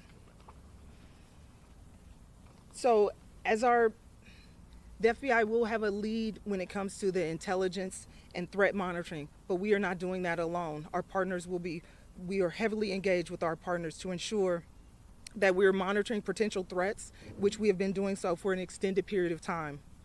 We are actively working to identify and disrupt threats before they occur. Currently, there are no known threats to the FIFA games here in the Atlanta area. That being said, we want people to be aware that hoax threats will not be tolerated. They remain a huge concern for large public events. All threats, including those made by phone, text, email, or social media, will be taken seriously. Making threats is a federal crime. The public is encouraged, like Sean said, to report suspicious behavior concerning information to the FBI. Human trafficking during large-scale events is also known as a threat. However, we have human trafficking task forces that will be actively monitoring throughout the summer. Our efforts include identifying traffickers, assisting victims, working with victim advocacy organizations, and just so it's known that we have more than 1,000 human traffickers nationwide, but we are monitoring and ensuring that this will be a safe environment, and we will attempt to engage prior to ensure that threat is mitigated as much as possible. In closing, I want the public to know that this event is our top priority, and ensuring that it is safe and remains that way we are committed to that. FBI Atlanta wants to ensure that this is a successful event for players, fans, residents, and visitors. We want everyone to participate in the event, to know that it will be safe to be in downtown Atlanta for a fan fest and for participation in watching some of the games. The FBI encourages the public to remain vigilant when you are present downtown and report anything that you see that seems out of the ordinary to the FBI. Thank you. All right, we can take a few questions. We'll make it short, Archie. Can you talk to us a little about getting more agents from other parts of the country, given that we have so many here, in terms of staffing and where the agents are going to be? They're going to just be in the area by Mercedes-Benz, or walk us through the awareness in terms of FBI agents across Georgia? Yes, so because this is known obviously throughout our state, I actually have recently met with our other our other regional offices to let them know that, hey, if there is a crisis, if there is an event, we will rely on the region to actually bring forth resources to assist. But as far as Georgia is concerned, we are pulling from the entire state to support for the event. We have brought folks in town to support, I also additionally met with our entire office yesterday to notify all employees that we will be prepared to ensure that we cover to make the game safe. Wherever there's a gap that presents itself, we will cover down on to ensure that there is safety for the public. Chase Hall at 11 Alive. As you know, we've seen a lot of hoax threats go around the country. Right here in Atlanta, we just had one at the zoo. What are you guys going to do when those calls come in? Are you guys going to evacuate the whole entire stadium? I should say, if they come in. How do you guys plan on handling that, I guess, pose the hoax to a real threat? Yeah, so there's standard operational procedures that we will always follow when it comes to hoax threats, but we will take them seriously. We will cover to investigate it, and then we will deploy resources as needed depending on what we find. But will you guys be, I guess, telling people to leave the stadium if you guys do get one of those threats? Because how do you guys deem it credible versus a hoax? So naturally, there are ways in which you can determine where the phone call is coming from, where the email is coming from. You track those things, you run them to ground to determine if it is a isolated incident, meaning there is a one threat being reported, or if it has been a barrage of events being reported, or if it's a known number or a known email that's known to us to produce hoax, then we will identify that and let that be known, and that will dictate our response. What role will the FBI play, if any, in securing Hartsfield-Jackson International Airport during the World Cup?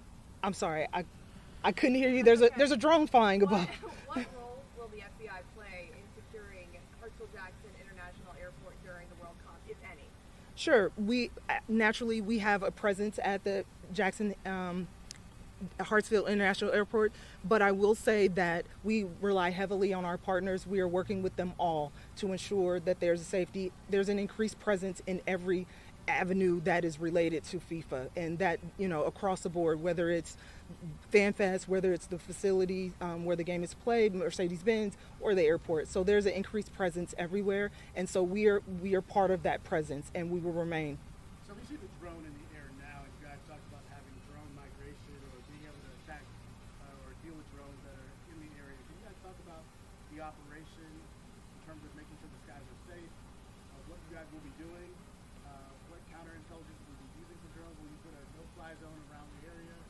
This is a perfect question for me to defer to my supervisor. Yes. Good afternoon, everyone. Aaron Hope. Can everyone hear me? Good afternoon, Aaron Hope. I'm the Supervisory Special Agent for our Crisis Response Squad.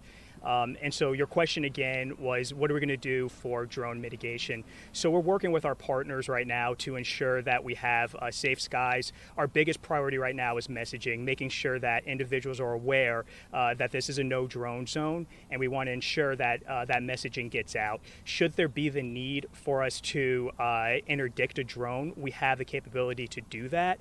However, right now our primary focus again is just getting messaging out.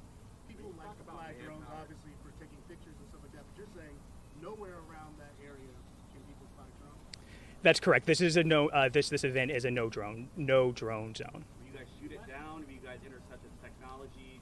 What does that mean? That's correct. So we do have technology that we can use to identify drones and then locate operators. And so that's something that we will be doing if we need to, if those circumstances allow. Michael. The last time that Atlanta hosted a global event like this was 96 Olympics.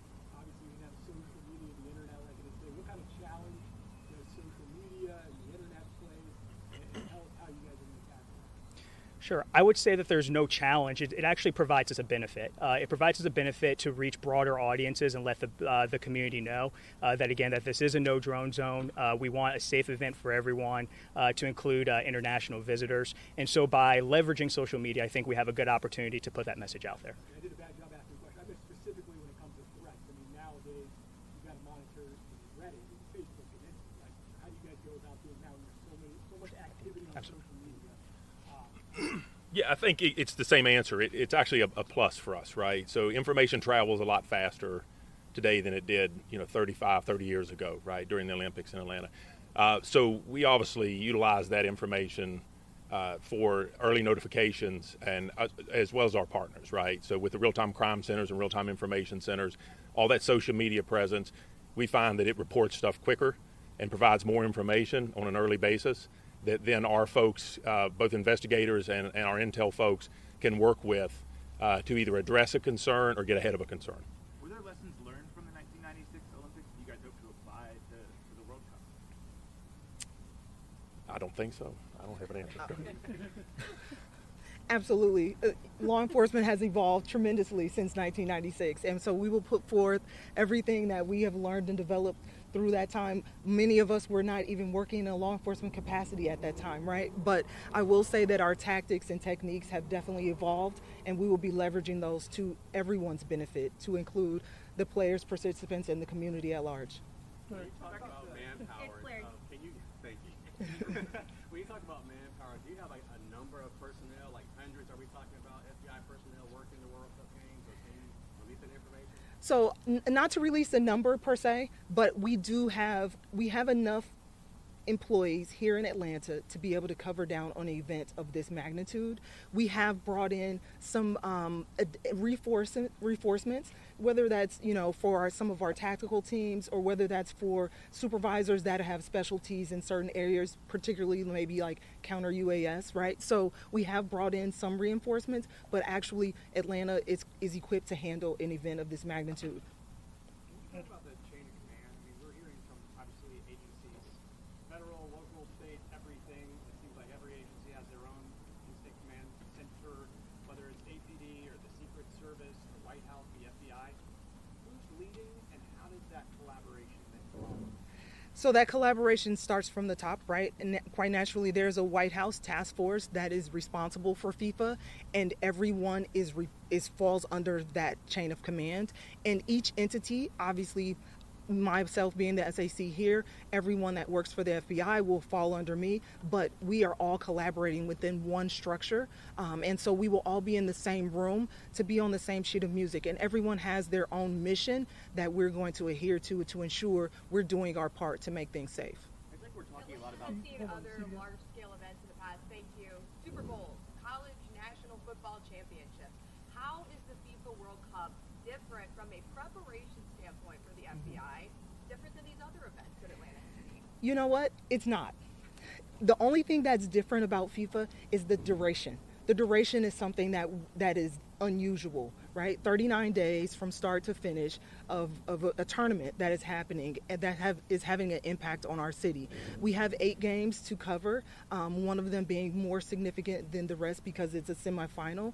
So that's what's different about it. However, the preparation remains the same, right? And that preparation involves routine, it involves practice. Our tactical teams have been practicing, commingled with other tactical teams from other agencies for months leading up to this. It is to bring a familiarity and a level of competency to each other so that if there is something, we're equipped and we're ready to go. Will you all be concentrated in the downtown Atlanta core, specifically throughout the city? Will you be on the Beltline? Will you be at MARTA stations? I think you will see an enhanced law enforcement present throughout the city. Particularly, obviously, downtown is where the FIFA events are, so we will be there. But you will see a heavy law enforcement present because we want everyone to know it is safe. Come out, come enjoy, and have a good time. I also want to talk. Okay. We've talked a lot about ground, we talked a lot about air, but we have cyber on the table now. Absolutely. Talk to me about how we're going to prevent more cyber attacks on infrastructure here in Atlanta that's crucial for us to operate. Yes, all teams, when I say the FBI is all there and ready to participate in working, we are, and that includes across the board. That's our criminal team, that's our criminal program, that's our cyber program, that's our counterintelligence, that's our counterterrorism. Everyone has a role to play. That tracking and monitoring of cyber activity has been ongoing, and so our teams are working to ensure that if there is something, we're in line to mitigate it. And last question about sort of the follow-up with human trafficking, working with GB and other agents, especially with large sporting events. Is there a specific separate resources that are going to be monitoring that, whether it's online or in person? Continuing to monitor this FBI news conference, but I want to get you to Brevard County. First appearance for a woman now facing charges in connection with a deadly dog attack in Cocoa. Let's go ahead and listen in.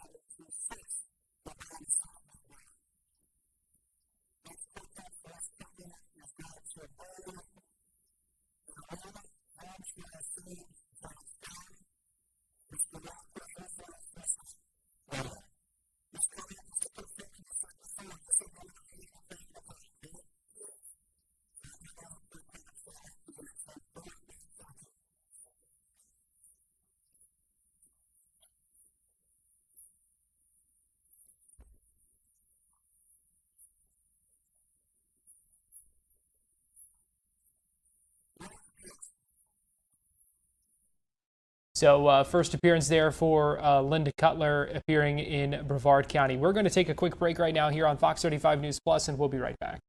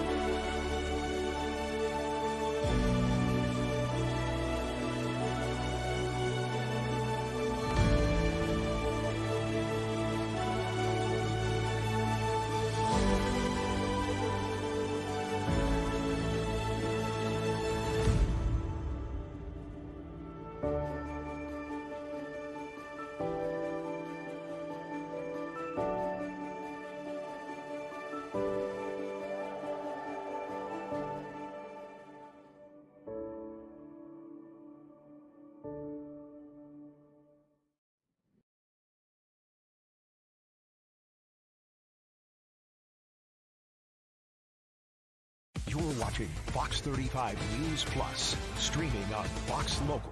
Welcome back into Fox 35 News Plus. Garrett Weimer here, and thanks for joining us on this Thursday afternoon. A legendary actor, John Travolta, has teamed up with a University of Tampa professor for his directorial debut. How cool is this? The professor developed and got the job with Travolta. It's an hour-long film called Propeller One-Way Flight Coach, and it's about a son's first plane trip taken with his father. Fox 13 Tampa Bay had the chance to speak with this cinematographer. His name's Paul DeLumen, and he's an assistant professor at the University of Tampa. Talked with him about this project and how it came about. I think that's a good place to start. How did you meet John Travolta, and how did this all come about? Sure. So in LA, I worked with a good friend of mine, Jason Berger, and we worked on a lot of small stuff. One of our first jobs was Reluctantly Healthy with Judy Greer, which was a health show over 10 years ago. Jason is actually a big fan of John Travolta's, and he said, hey, we're producing a film for John. He wrote it and directed it, and I'd love for you to interview it. I think you guys will get along. And my heart just dropped reading that email. I mean, John, for me, has been so iconic and legendary throughout film history, and me being a film buff and having knowledge of film history, it was so cool to get this email. So I immediately dug into the material. They sent me the script, and I read it overnight, and then I prepared all my artistic ideas for my meeting with John. And the next day I was on the phone with him about 9 o'clock, and we hit it off. He really liked my ideas, and the film is really about the miracle of aviation and this childlike wonder that he had for it when he was a child. And at the core, that's what it's really about, and we connected on those really basic core themes in the script. So then how did it all develop from there? You get the job, obviously, right, yeah. And then what? I read through the story, and I put forth my visual ideas. So as a cinematographer, I really liked the series Mad Men and Catch Me If You Can. Kind of the look of that time period, which is 1962-63. And John agreed that this was how we wanted to represent that time period. And then we also liked Edward Hopper, the American painter, which he does a lot of moody, warm lighting from above, lots of green tones. And in the propeller plane in the movie, the propeller plane has this green interior, which kind of matches these Hopper paintings. So those were kind of our three bases for the visual style. And as soon as we kind of agreed on that as our visual language, then I had to formulate the crew and the cameras and the lighting to execute that. So for me, the best part is the pre-production because I have a lot of control.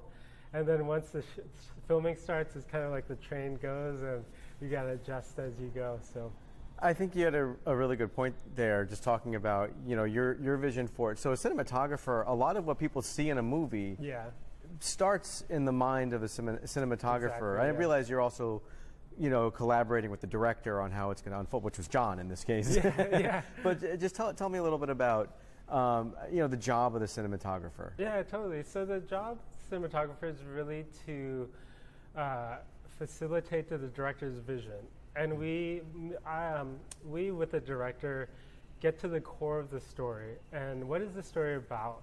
How do we want to make the audience feel? Happy, nostalgic, disappointed. There's so many emotions that a script goes through. And it's my job to pick the framing, the colors, the movement of the camera. All these things affect how the audience sees the story. And in this particular story, the main character is Jeff, and he's 8 years old. And Jeff is actually John when he was little. So as a cinematographer, what I wanted to do is have the audience see the world through Jeff's eyes. I want the audience to see this beautiful plane and how this boy is in love with this plane.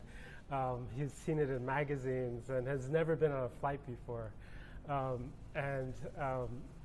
And like all the little details of the pilot's controls and the PA speaker in the airport, something a child would see that's very interesting. So I oftentimes would place the lens at his eye height. And so my shots were always from his point of view. And when you work with a child on set, you only have 8 hours, of course. So we shot a lot of Clark's coverage, the actor, who is a wonderful actor. We shot all the shots towards him first, and then we wrapped him, and then we'd shoot what he was looking at after that. So we had about 4 hours after that to get what he was looking at. But it was so fun getting in that mind frame of looking at the world through this child who's on this great adventure with his mom, flying from New York to LA. I mean, like every adult, every child has these moments that they're interested in and passionate about. So, and as artists, we always try and nurture that curiosity and that magical feel in our work. So it was really joy making it. Yeah, you mentioned this was John Travolta's directorial debut. So did you feel some added pressure in getting it right and getting it to his vision? Yeah, I mean, oh my gosh. I mean, I had to always pinch myself, you know, like working with John. I had worked with him on the phone a lot and by text in pre-production, so I didn't see him in person much. But we were working for a month remotely, and then I finally met him on a scout in Kansas City, and he came around the corner with this big smile and gave me this big hug. And it was then I realized who I was really working with.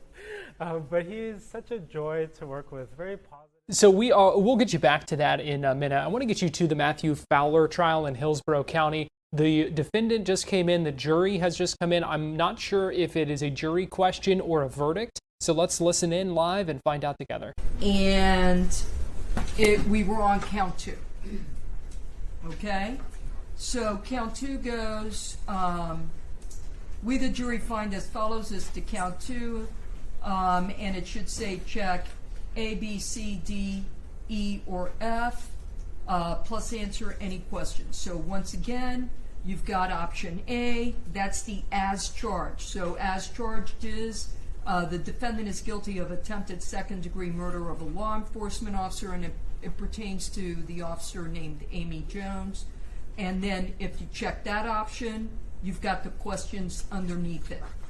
Then when we go to B, which is option B, is a lesser included offense. Same thing. If you find that, then you've got questions underneath it. Then option C is another lesser included. If you check that, you've got some questions underneath it. D is another lesser included. If you check that, you've got options in it. E is another lesser included offense. If you check that, there are no questions underneath that one. And then F is the defendant is not guilty. Then the next page is going to have count 3, which only has option as charged or not guilty. 4 is option as charged or not guilty. 5 is option as charged or not guilty. 6 option is as charged or not guilty, and 7 is option as charged or not guilty. And then there's so say we all, there's a spot for the foreperson to date it, then print their name, then sign their names. Now we're on page 42, which is closing argument. Both the state and the defense have now rested their case. The attorneys will now present their final arguments. Please remember that what the attorneys say is not evidence or your instruction on the law. However, do listen closely to their arguments. They are intended to aid you in understanding the case. Each side is going to have equal time, but the state, because they've got the burden of proof, the law allows them to do what I... All right, just a quick update here to get you caught up and make a correction as well. So it appears the jury instructions were continuing, that there was a bit of a break for lunch, and that the deliberations had not yet begun. So we were under a bit of a misunderstanding there, but we are about to hear closing arguments in this trial ahead of jury deliberations. So we will go ahead and continue to listen in live. When approached by the two officers, takes a simple command. Matthew Fowler knows he has a gun in his waistband. He can act surprised on the camera, right? That he doesn't know why they're asking to put his hands on his head, but he knows. He's got a gun in his waistband, and he's not complying. And you heard the testimony. If he complied, it would have stopped right there. They would have detained him, and they would have asked him, what's going on? We saw you at the door handles. What's going on? From that moment, it changes because of Matthew Fowler. Matthew Fowler takes nothing, placing his hands into something which is fighting with two officers, fighting over the gun, onto the ground, fighting with Detective Jones, shooting the gun, and then aiming the gun and shooting it, attempting to shoot it at Corporal Ford. I want to go through, and I know we just read them, and I just like to make quick summations. I'm going to start backwards and work forwards. So let's start with the loitering. Here's the thing. With loitering, I highlighted a section here that I think is important because it has to be, unless fight by the person or other circumstances makes it impractical. I think this real question is there's this duty on the officer to ask them what's going on, which you heard the testimony. That was actually the intention. We've seen it. Something feels sus, right? It's a little suspect. He's trying to get into apartments, and he's going to multiple buildings, going from the bottom floor to the second floor, and he's checking, and you heard, actually turning and trying to open the doors. So now we need to talk to him. What is going on? It is because of Matthew Fowler that the officers cannot get that answer to the question. Because upon even approaching him and seeing a gun, and for officer safety just needing to secure the firearm, and he's digging in his pockets, and you heard Corporal Ford, something fell off. And then she saw it when he flashes up the left side. And I think that's important because he knows the gun's on his right side. He knows he's right-handed. But yet, he goes as far as to flash the left side to, dispel them. I'm good. And you heard Corporal Ford, when people do that, they lift up both sides to show them, I've got nothing. It almost creates more of a suspicion. Why did you not lift up both sides, right? He's flashing the left side, and then he's still digging in his pockets. I submit to you that This loitering is where it all started. He's at a time and place, and he's doing something that a reasonable person, right, wouldn't be doing. So a reasonable person might go up and check a door handle because maybe they have the wrong apartment. Does a reasonable person go up and check multiple door handles on the first floor, multiple door handles on the second, from one building to the next? No. Right? That's what loitering is. It's almost like catching someone before they've done the actual crime. They're doing something that they shouldn't be doing, that a normal person doesn't do. That's loitering. And I submit to you this part where the officer needs to dispel. They testified. That was what their intention was. And I go back to this because I kind of thought about it. If the intention was just to profile Matthew Fowler, why did they not do it at the beginning? Like, you heard. They radioed out, this might be the guy. If there was an intention to profile and just like pick on Matthew Fowler, why didn't Detective Jones say, yeah, oh gosh, it looks like him. Let's just get out there and pat him down and see if it's him, right? The guy they were looking for was a black male, had a similar head wrap and all those things. But she says, no, that's not him, and keeps on going. If there was this intention to profile him and like just pick on Matthew Fowler, that was the chance. She says no, she just happened to get lucky. You know, I always said a blind squirrel gets a nut every once in a while. And like, here's the thing, that's really what it is. This defendant is quite frankly bold enough, but also dumb enough to do this in the broad daylight, to check the door handles.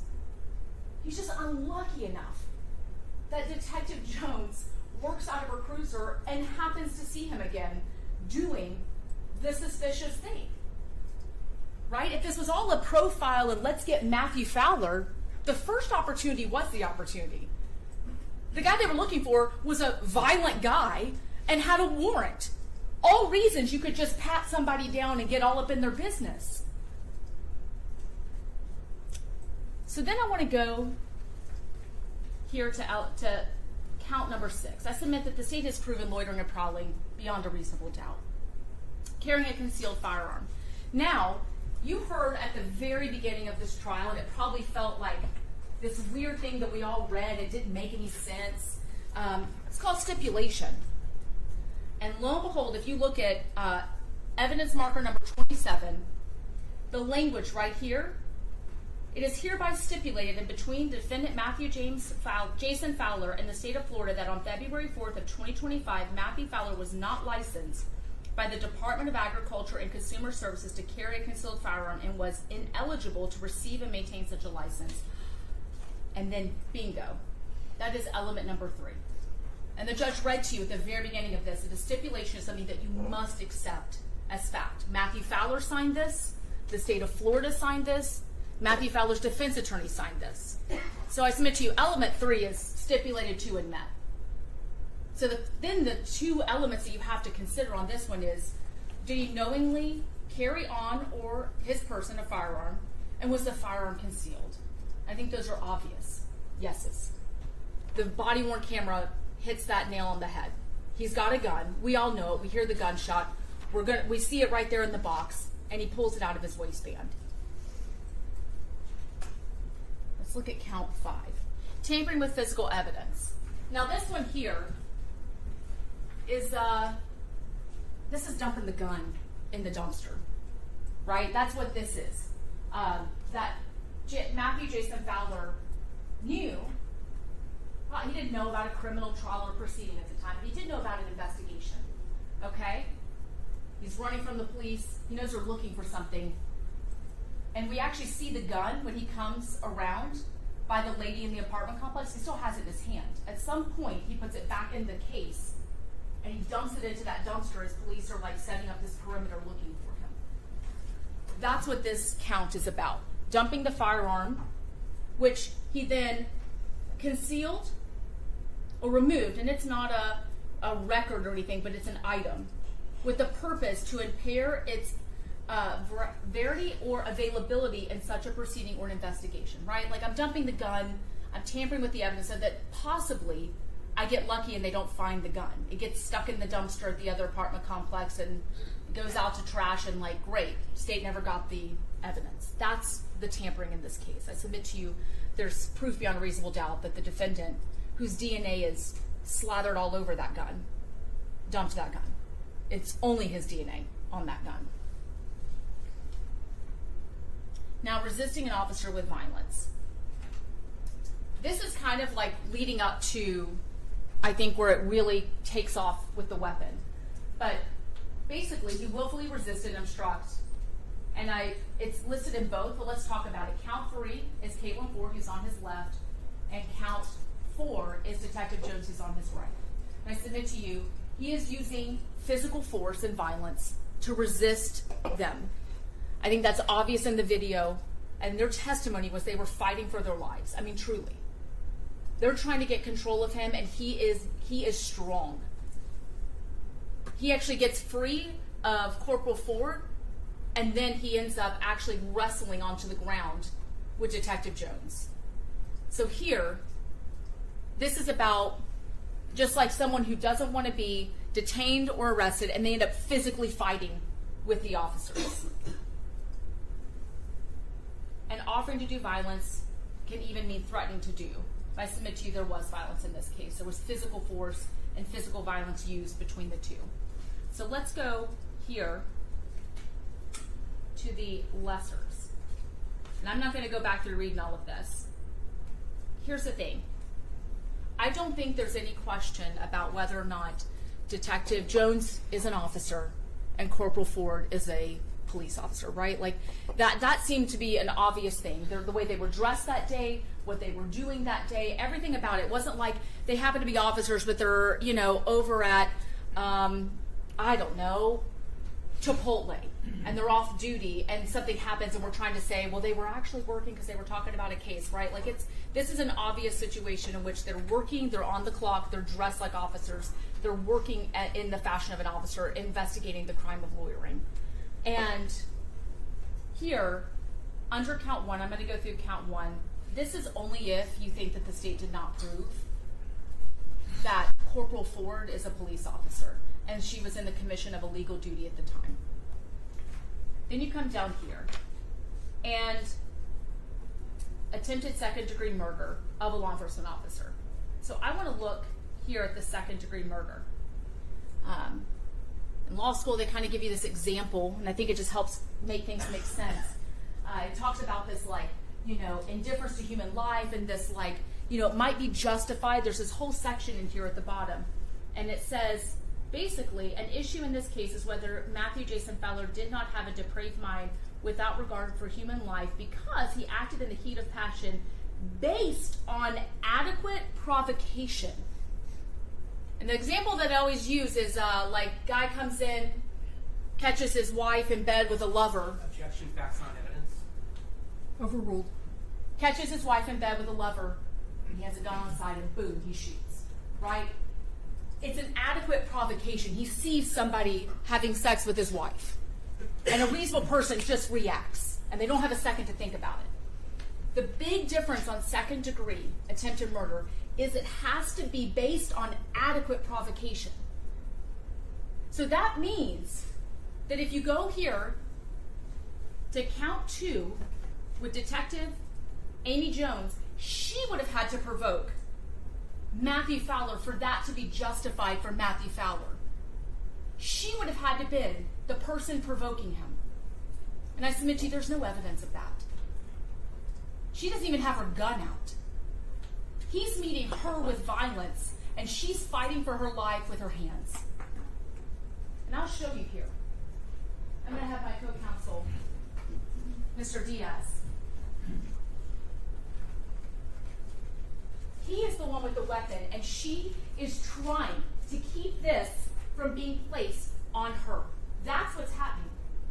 Boom, it goes off. That's what's happening with Detective Jones. I submit to you, there is no adequate provocation by Detective Jones that justifies that he could have been provoked in using the force that he did. Overruled. So then you look at it. For count 2, The imminent dangerous to another and demonstrated a depraved mind without regard for human life. So, and I think you probably clicked onto this, counts 4, 5, and 6 are all about being a law enforcement officer. And counts 1 through 3 are about the attempted second-degree murder. So, Matthew Jason Fowler intentionally committed an overt act that could have resulted in the death, but did not result in the death. And that act was imminently dangerous to another and demonstrated a depraved mind without regard for human life, and it went beyond mere preparation. So I submit to you, when they are within, their arm's reach, his arm's reach and her arm reach, when that gun goes off, had she not pushed at the right time, had she not stayed locked on for the right time, and she testified she was pushing with all her might to keep that gun down and away from herself. Submit to you, firing that gun is a depraved mind to do that. In that proximity, fighting to raise that gun, that is an indifference for human life. That is that man's depraved mind. And you might have caught on to it today. My co-counsel made a point. The state charged specifically Detective Jones with second-degree attempted murder of a law enforcement officer, not first. Because the state does submit that there is a difference between the wrestling of a gun and the struggle of trying to keep it pointed away, but it's not raised yet at the person, and the premeditation. Now I submit to you, he chose, and he is the only one whose DNA is on that trigger. Right? Over 700 billion, 27 zeros? That man's DNA, and it wasn't a mixture or a combination on the trigger and grip. When you look at first degree premeditated, no one that came and testified can tell you what is in the mind of another person. That's just facts. Corporal Ford, Detective Jones, they're not Miss Cleo. Okay? They can't tell you. Nor would we ask them to. This goes back to day one when we met, Monday, or actually Tuesday, because it was Memorial Day. My co-counsel here so graciously took the lid off of his water bottle, and he set it up over my head, and he tilted. And then he asked, how do you know what I'm about to do, even when I haven't told you what I'm about to do? And it all comes down to the body language, right? Our body moves by what our mind tells it to do, right? Like there's no alien that makes your body do things that you don't do. Corporal Ford testified, while I'm under the same stressful event, the same life and death moment as Mr. Fowler, I still made 5 conscious decisions to pull my trigger. 5. While it's stressful and while it's quick, it's still a thoughtful process that she made to fire her gun. And what's good for the goose is good for the gander, right? So let's get to premeditation. I think that's really what it comes down to, is that what is Matthew Fowler's body doing that tells us premeditation? And I think I'm going to go to stage 4. Obviously stage 3 is without any slowing down, but for what I'm getting to, I think it's important to see it in a slow motion.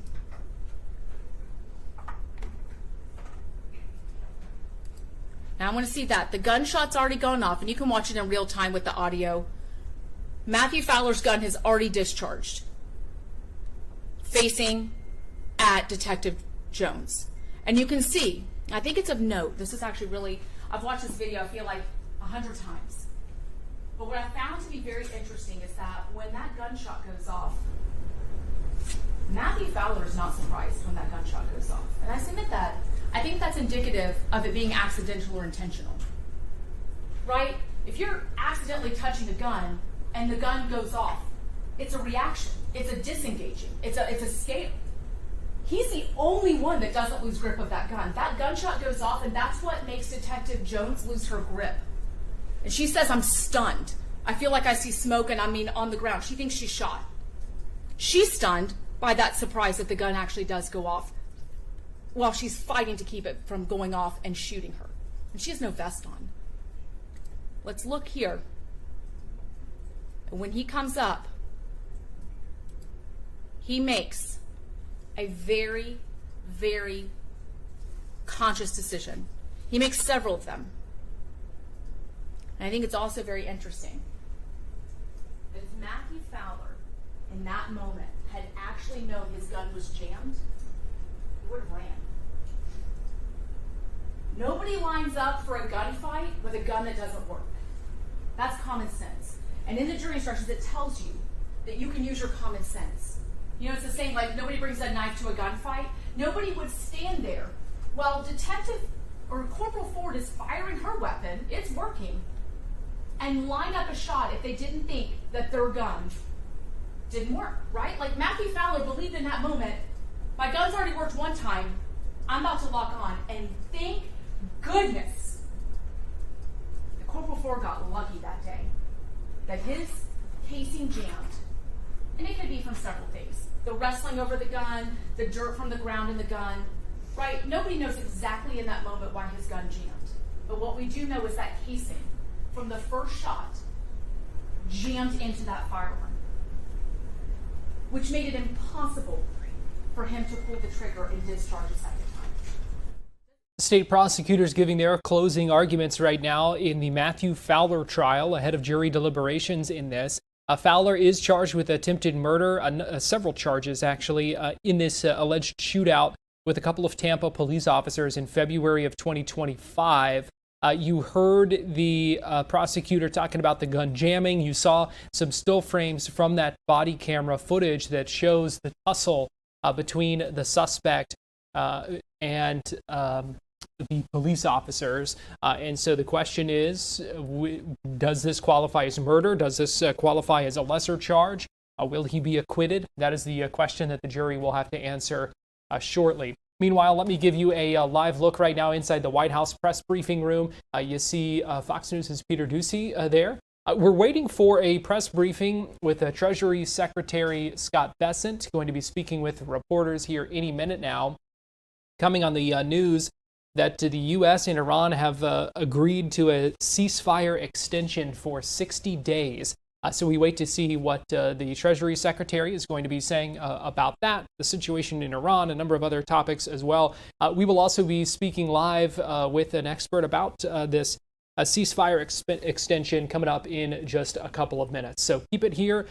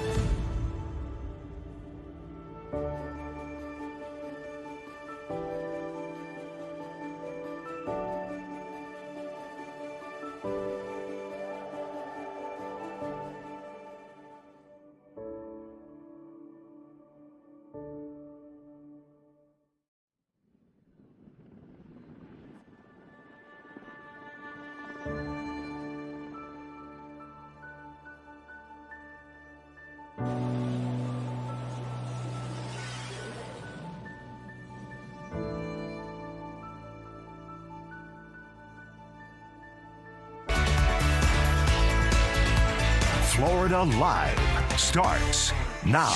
Well, good afternoon to you. Welcome into Florida Live. I'm Garrett Weimer, and thanks for joining us here on this Thursday afternoon, live on Fox Local and on Fox 35 TV. I want to let you know some of what we've got coming up. It is a Fox 35 Storm Team Alert Day. We're going to be checking in with Laurel Blanchard here in just a couple of minutes. We also expect to hear from Treasury Secretary Scott Bessent, who is going to be speaking at the White House here any minute now. Coming on the heels of news that the U.S. and Iran have reached a ceasefire agreement. Let me give you a live look right now inside the White House press briefing room. Again, we expect that briefing to get underway shortly. We will get you there live when it does begin. But the breaking news today, a ceasefire extension, that is according to multiple outlets reporting that between the U.S. and Iran. So what does this mean now for the conflict in the Middle East and a number of other things? Is this a positive sign here, and where do things go from here? Pleased to be joined this afternoon by Arman Mahmoodian, who is a research fellow at the University of South Florida's Global and National Security Institute. And Arman, we appreciate you joining us here on Florida Live today. Thanks for inviting me, Aaron. So first, just let me get your reaction when you heard of this news, a 60-day ceasefire extension that appears to have been agreed to at this point to kind of continue negotiations. Your thoughts on this? Well, I mean, I think we have to wait and see what will be the real actual articles of this so-called mutual understanding memorandum. But from the gesture of it, and specifically what Axios has been reporting earlier on, it does seem that these current ceasefire is going to be a little bit different in terms of nature, enforcements, and practice to the prior one, to the one that was imposed in the earlier April, which kind of ended the 40 days war between Iran, US, and Israel. In this one, there is a discussion, at least according to the reports, about lifting the blockade on Iran, the US blockade on Iranian ports, and also Iran's lifting its blockade of the Strait of the Hormuz. So the expectation is that this ceasefire is going to let some level of calmness in the energy market and allows the shipments and vessels travel through the Strait of the Hormuz. There is also reports and speculation that this ceasefire is going to be extended to the Lebanon, which means that there will be also a level of peace, or the seizure of the confrontation and exchange of fire between Hezbollah and Lebanon, which I think is going to be very different and very difficult because Israel is not a party to this discussion between Iranian and Israelis. Israel has its own agenda, has its own independent sovereignty, and they would deal with the Lebanese from their own national security and national interest point of view. So it's going to be interesting to see how White House is planning to pursue the Israelis to play along. If it is the case, we have to still wait and see. However, the general essence of the report, from the gist of it, we can see that this ceasefire itself doesn't resolve the primary issue over the Iran nuclear program, which was the cause of the war. It may touch or may not touch the matter of Iranian highly enriched uranium, but it won't touch the future of the enrichment of the uranium inside Iran, the heavy reactors, and other facilities. It seems that both parties are trying to kind of use this as a platform, the coming ceasefire, to discuss that, which is very much similar to what happened in 2013 and 14 between the United States and Iran and the four other members of the UN Security Council: Russia, China, France, United Kingdom, and Germany as a non-member, which prior to the Iran nuclear deal, also known JCPOA, they signed an interim agreement named GPOA, Joint Plan of Action, which was about a year before the Iran nuclear deal. And in that interim agreement, they kind of decided to contain the escalation, and then they buy time, which evidently it was about a year, two period of the 6 months, to talk about the primary issue. I think the current ceasefire would function in the same manner.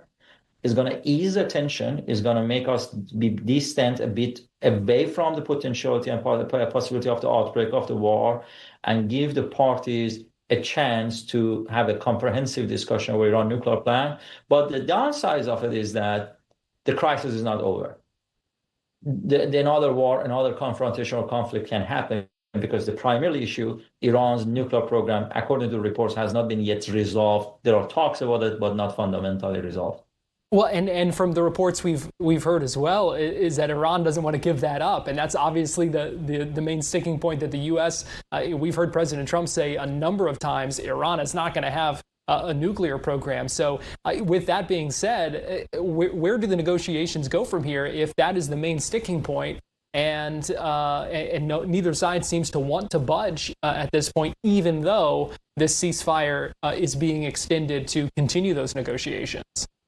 You know, when it comes to the nuclear issue, the nuclear programs, they have a kind of a double-edged nature, which both sweet spot and bitter spot of it. And that double edge is that they are very complicated. When you're dealing with a complicated phenomenon, the discussion by nature can be hard and difficult, obviously. But the advantage of it is that there is a large level of room for creativity if there is a political willingness from. So, for instance, when it comes to Iran's nuclear program, what are the problems? One of the main problems is the issue of Iran's highly enriched uranium, which Iranian have about 440 kilograms of highly enriched uranium, over 60%. It's enough, according to the IAEA, to build between 7 and 9 nuclear bombs. United States wants them to be gone. The U.S. in past stated that they want this to receive physically this material from the Iranian. Iranians are not willing to hand over the material physically to American because it's acceptance of the defeat. But there are other things to do. One other thing that the parties can do, that we can keep that uranium in Iran, but we can have the IAEA inspectors inside the Iran supervising Iran or other actors injecting other materials to the uranium to dilute it to the a no-fault position. Or we can have the third party countries like China or Russia, which are the trusted partners of the Iran, to host and to store that uranium in their country. Or also there is an issue of the Iran's enrichment of the uranium inside Iran in the long run. The United States says that it doesn't want Iran to enrich, but Iranians want to have or possess the right of the enrichment. So this also leaves room for some level of diplomatic creativity. U.S. can, in practice, recognizes Iran's right to enrichment. In exchange, Iran allows that or accepts that to not enriching it. Me having a right doesn't mean that I'm going to exercise it necessarily. And Iran can have the enrichment on its soil under the direct supervision of the IAEA in a very limited scale, or it can have it in a joint consortium with other countries outside, or it can have it in its friendly countries like Russia and China. Will Iran accept to these terms? Nobody can tell. But the bottom line is that once that discussion starts, it's going to be a hard discussion, it's going to be a very complicated discussion, but because it is complicated, it's going to also have many avenues to explore. So evidently, as long as there is an actual and serious political willingness on both sides, I think there is a chance. That chance is not necessarily significant. We are talking about discussion between two countries who have spent the last half a century on the hostilities and aggression. So it's going to be very hard. It's going to be very difficult, not impossible, but also very hard to get there. All right. Arman Mahmoodian, research fellow at USF's Global and National Security Institute. Thank you so much for your expertise, and thanks for joining us here on Florida Live today. My pleasure. Thank you. And before we go to break, I do want to just point out one post on social media earlier today from the Treasury Secretary talking about one of the sticking points as well, saying the United States government will not tolerate any effort to impose a tolling system in the Strait of Hormuz. Oman, in particular, should know that the U.S. Treasury will aggressively target any actors involved, directly or indirectly, in facilitating tolls for the strait, and any willing partners will be penalized. All nations should reject outright any efforts by Iran to disrupt the free flow of commerce. Tehran's days of terrorizing the region and the world are over. And it looks like Treasury Secretary Scott Bessent walking out right now. Let's go ahead and listen in. Pleasure to be here today. This is my warm-up for my Senate and House hearings next week, so I don't want anyone yelling, reclaim my time. So let's start out with Trump accounts. Trump accounts, I believe, are the most important benefit for young people since the GI Bill. Today, the app is now available on all major platforms, bringing the president's vision directly to American homes. Nearly 6 million American children have been signed up for Trump accounts, which will launch on July 4th. And I would encourage all of you to go to trumpaccount.gov to sign up. We had a historic tax filing season. We passed the largest tax cuts in American history. The average refund this filing season is nearly $3,300, an 11% increase from last year. And importantly, very importantly, 62 million returns. 44% claimed at least one of the president's signature tax cuts. No tax on tips, no tax on overtime. The reduced taxes on Social Security benefits. 85% of our seniors paid no taxes, and the auto deductibility on loans for American cars. And to remind everyone, Democrats, every Democrat voted against those programs. We've had sustained and resilient. Treasury Secretary Scott Bessent talking right now about Trump accounts. This is the first day for those. Those have been launched.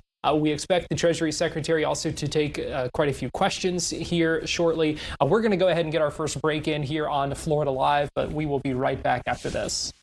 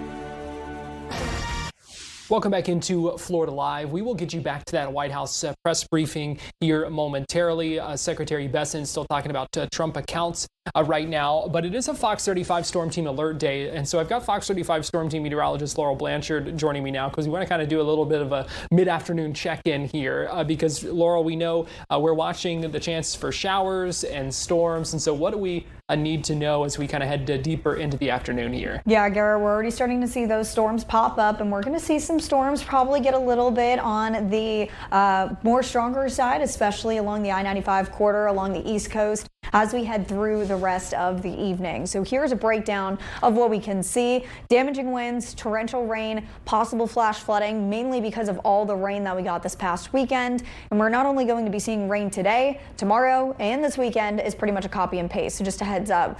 If you've stepped outside, you can just feel it, all the humidity. That air is just saturated with moisture. And so that is not only driving the rain that we're seeing out there right now, but this is also what's going to help spark up our thunderstorms as we head into a little bit later on today. So a couple things that I do want to point out to you, taking a look across Gainesville all the way over towards Jacksonville, we're seeing a swath of rain. Still a couple of storms popping up from Daytona Beach all the way up to Flagler Beach. And we're also seeing these storms kind of peppered along I-4 as well as moving up into southern Osceola County. But there is something that I do want to let you know about. We are still keeping an eye on those sea breeze collision storms, because as we head through the rest of the afternoon, this is what's really going to fire up the possibility of some stronger storms and also drive some of that rain. So once we head into about 7 p.m. tonight, if you are anywhere along the East Coast, anywhere east of I-4, you're going to see rain at some point tonight. Taking a look, once we head through about 10 p.m., seeing more of those storms continuing to fizzle out. We're going to get a little bit of a break from the rain tomorrow morning, and then those storms fire on back up. Those sea breezes going to collide,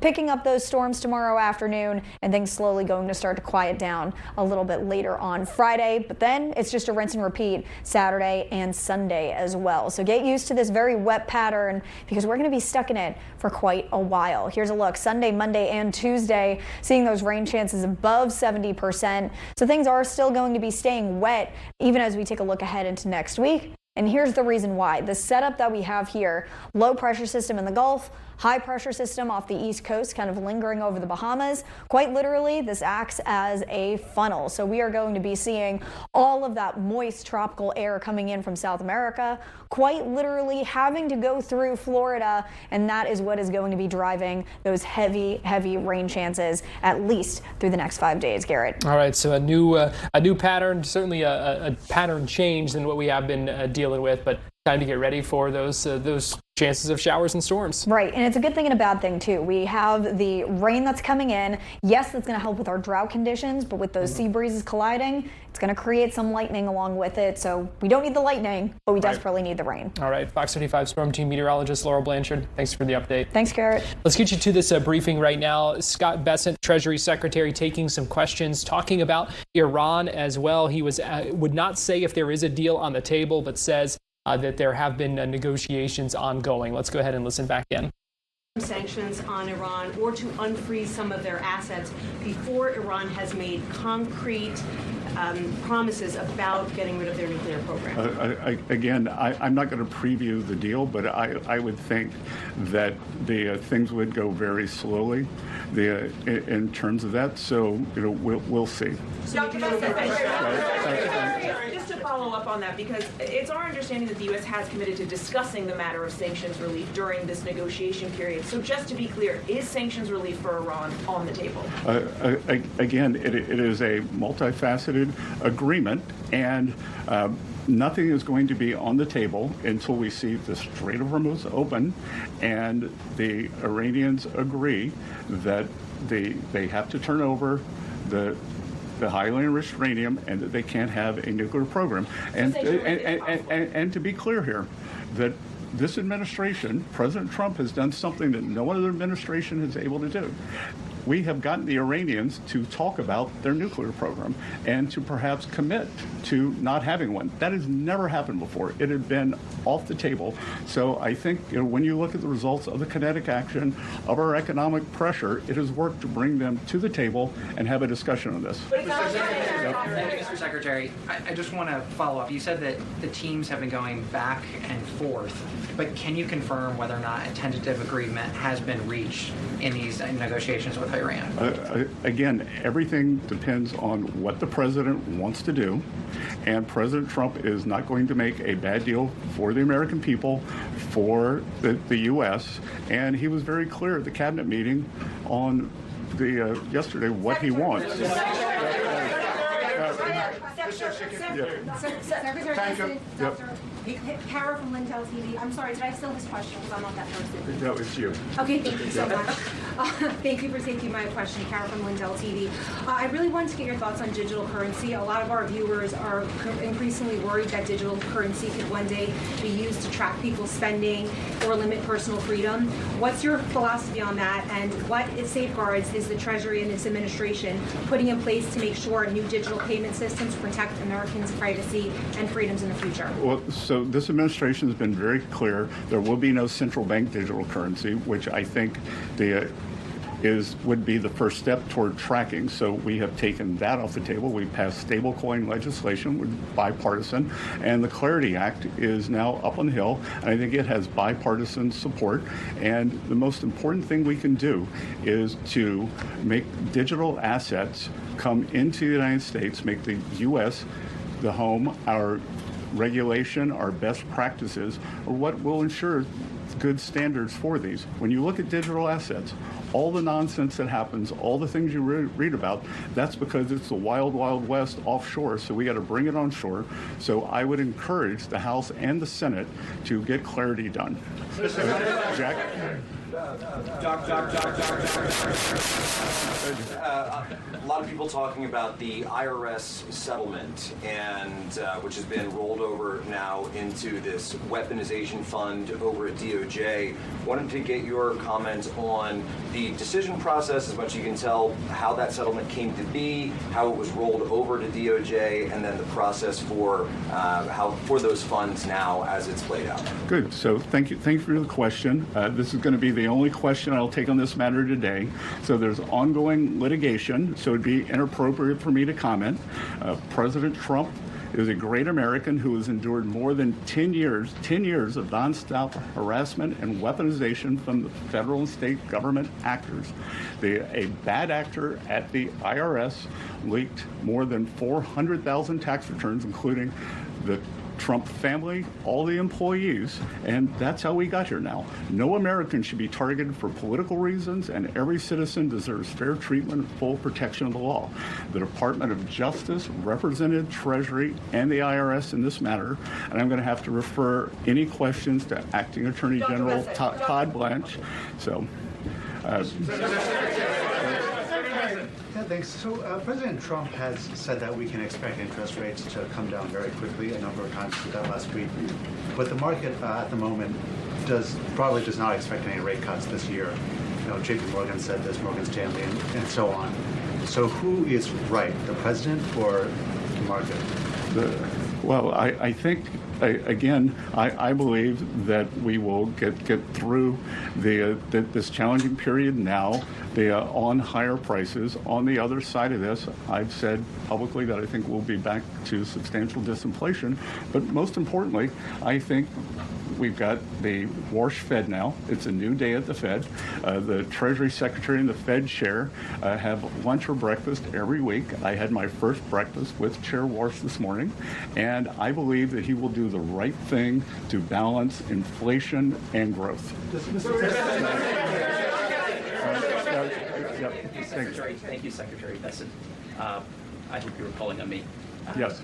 So I'd like to ask you if you could provide a little more detail on what you're doing to shut down Iran's airlines, and also on sanctions relief. A senior administration official briefed reporters over the weekend that sanctions relief will be commensurate with nuclear concessions.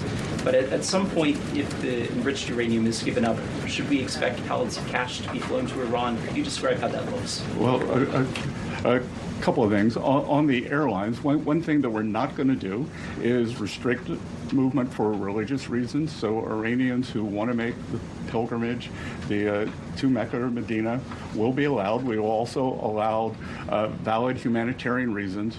But the other thing we can do is that when these airlines fly, they have to be refueled. They sell tickets. They pay landing fees. Anyone who accepts those, we will sanction. So they should be very clear that the state-owned Iranian airlines, they are outlaws and cannot do this. Secretary. Since you're the White House briefer today, I know you've been asked this already, but I'm wondering if you can just confirm on the record that there is a tentative deal that has been agreed for a 60-day extension of the ceasefire and then a continuation of nuclear talks. Again, it's always a mistake to get out ahead of the president, so it is all going to be the president's decision. I think that we can see that the president very clearly stated his three: the open the strait, highly enriched uranium, no nuclear program. So those things are those things part of the temporary deal right now, sir? Are those three aspects that you just outlined part of the temporary deal that has been agreed? That if there can be no deal without those, why would there be a deal without those? Mr. Secretary, thanks so much for taking the time. President Trump at the cabinet meeting said he thought that reducing fraud would help to balance the budget. You put out the goal of getting the deficit to 3% of GDP. What's your timeline for achieving that? And how do you think what can you say to make the markets, given where rates are, like kind of process kind of what your plan and agenda is? Well, the GAO numbers, not my numbers, believe that there's about $500 billion a year of fraud. So could we very quickly get $250 billion of that? The budget deficit is approximately $1.8 trillion. So that would reduce the deficit substantially. If we could get that $500 billion number, I think it would engender confidence. You'd probably also go into a virtuous cycle. As the budget deficit narrowed, interest rates would go down. No one reports it, but last year we actually had a fiscal contraction. Just to remind everyone, we inherited the worst budget deficit in history, when we were not in a recession or not at war, 6.7%. We brought that down to about 5.5 or 5.4% this year. I think we can stay on a good trajectory. Mr. Secretary, without an executive order, does the U.S. government have adequate defenses in place to address the risk created by Anthropic's new AI models? We have great collaboration between all of the labs that have the large language models, but between the U.S. government and the labs. So, Thank you, Mr. Secretary. Yep. Is it me? Okay. Thank you, Mr. Secretary. Yep. Appreciate it. First, did you speak with the president before this briefing? Did he show any willingness to this 60-day ceasefire extension? I haven't seen the president today. And then I just want to follow up. When can Americans, the average American, and can the U.S. economy work for the average American without a deal with Iran? Again, I believe we've already seen oil prices come down substantially. We are pumping more oil than we've ever seen before. And as I said, these are short-term challenges that we will get over, and I think we'll move forward. Treasury Secretary Scott Bessent continuing to take questions. We've got to take another quick break here on Florida Live, but we'll be right back.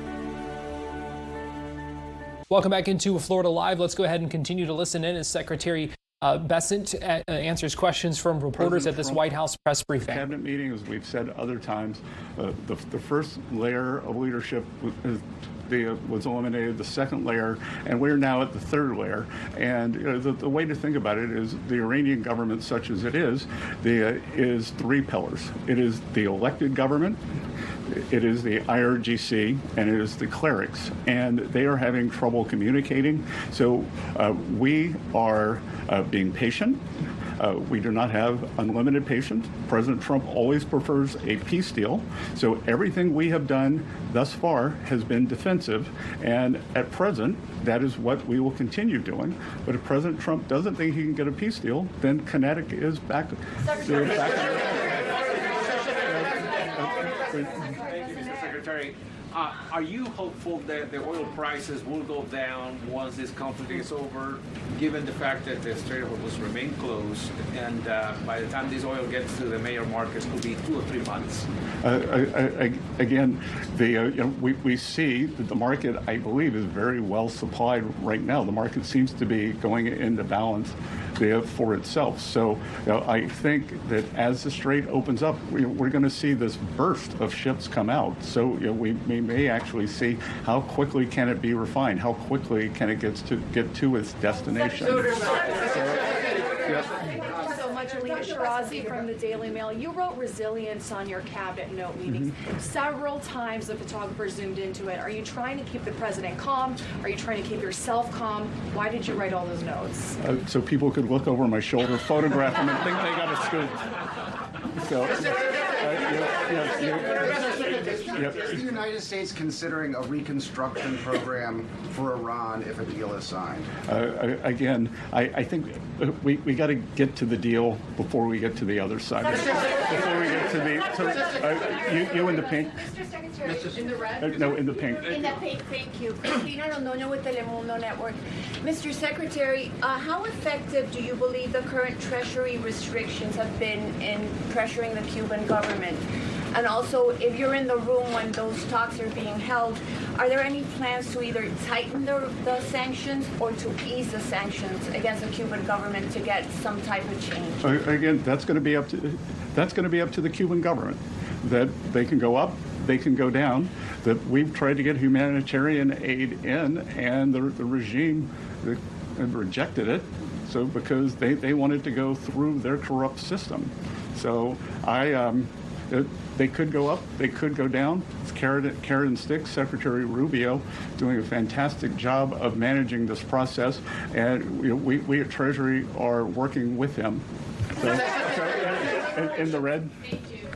Reagan Reese with the Daily Caller. I want to ask you about Antifa. In October, the Treasury Department started working with the FBI to investigate who's funding Antifa. Can you give us an update on that investigation? How close are you guys to finding out who's funding Antifa? It is ongoing. We made substantial progress, and I think in the weeks and months ahead, we're going to have a lot to report.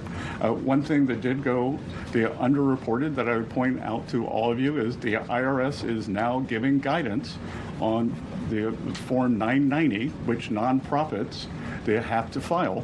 And we are going to encourage or demand that nonprofits know their grant recipients.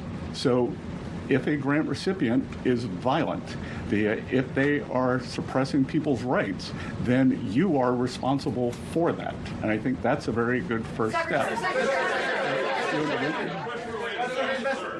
Yep. There's new government data that shows that Americans are now saving a smaller share of their incomes than at any time over the past 4 years. Are you seeing signs that American households are dipping into their savings to pay for the higher costs of things like gas and groceries? And does data like that concern you right now? Well, so a lower academic literature would tell you a lower savings rate can mean one of two things.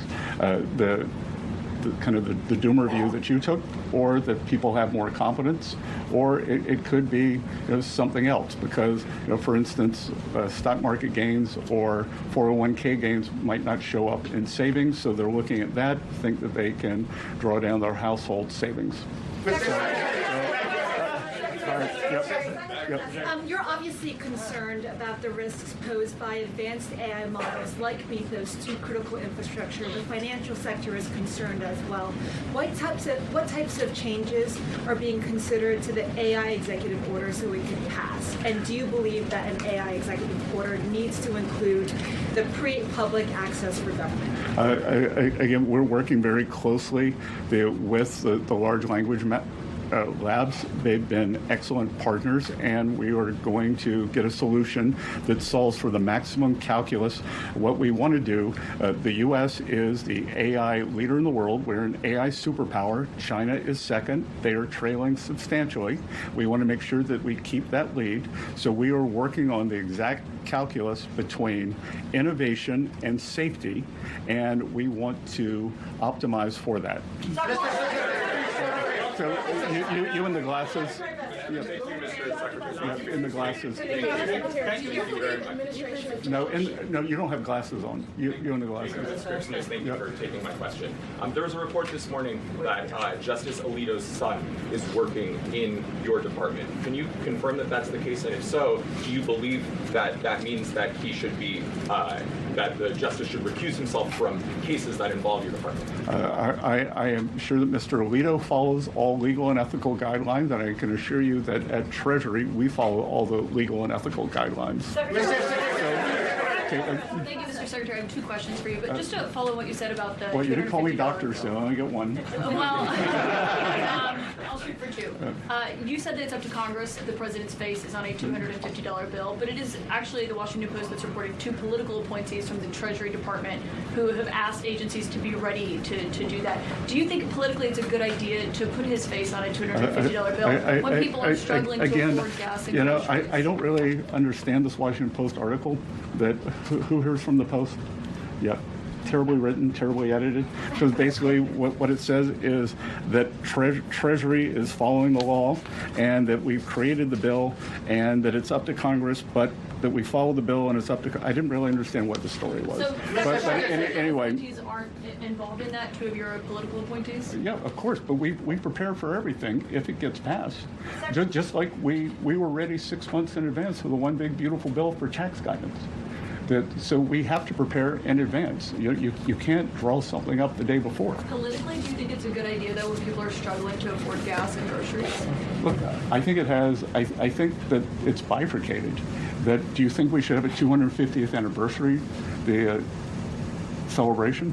Well, that's happening anyway, but putting the president's face on a $250 bill is a choice. But Caitlin, it's not happening anyway. It's happening because it's being funded by private citizens, by the federal government, by state governments, by municipal governments to celebrate our country. And I don't think that there's anything untoward about having the President of the United States, the person who was President of the United States, on the 250th anniversary bill.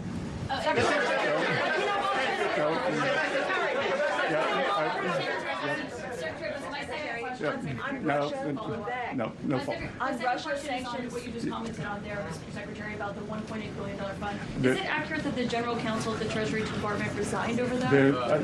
I will not be taking any other questions. I will not be taking any other questions. But you know, Wall Street over So, sanctions, sir, given the scale of the assault from Russia on Kyiv in recent days and the fact that diplomacy seems to have settled down, there is no diplomatic talks happening right now between Russia, Ukraine, or the U.S. What about sanctions? Is the U.S. considering sanctions on Russia at this time? Well, the U.S., this administration has put the hardest sanctions on Russia of any country. So let's review how the sanctions regime has gone since the Russian action on Ukraine. Biden administration put on what I would call mild sanctions because they were worried about gasoline prices going up into an election. It would be an unstatesmanlike sanctions. Probably the worst national security advisor in the history of the country, Jake Sullivan, in an act of bravery on his way out the door in January, raised the sanction level on behalf of the Trump administration. We let those in situ when we took office. They fast forward to October, and President Trump instructed me to sanction the two largest Russian oil companies, Lukoil and Rosneft, which we did. No other government has done that. So no one has done more sanctions than the Trump administration on Russian oil.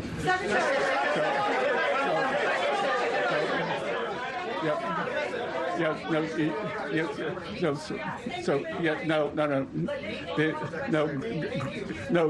who wants to own this? Gray hair.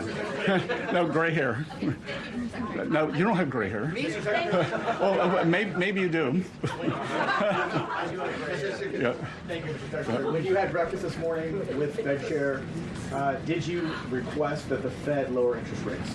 I had breakfast with Chair Powell 41 times, and I never did that. This news conference continuing at the White House. We're going to take another quick break here on Florida Live, but we'll be right back.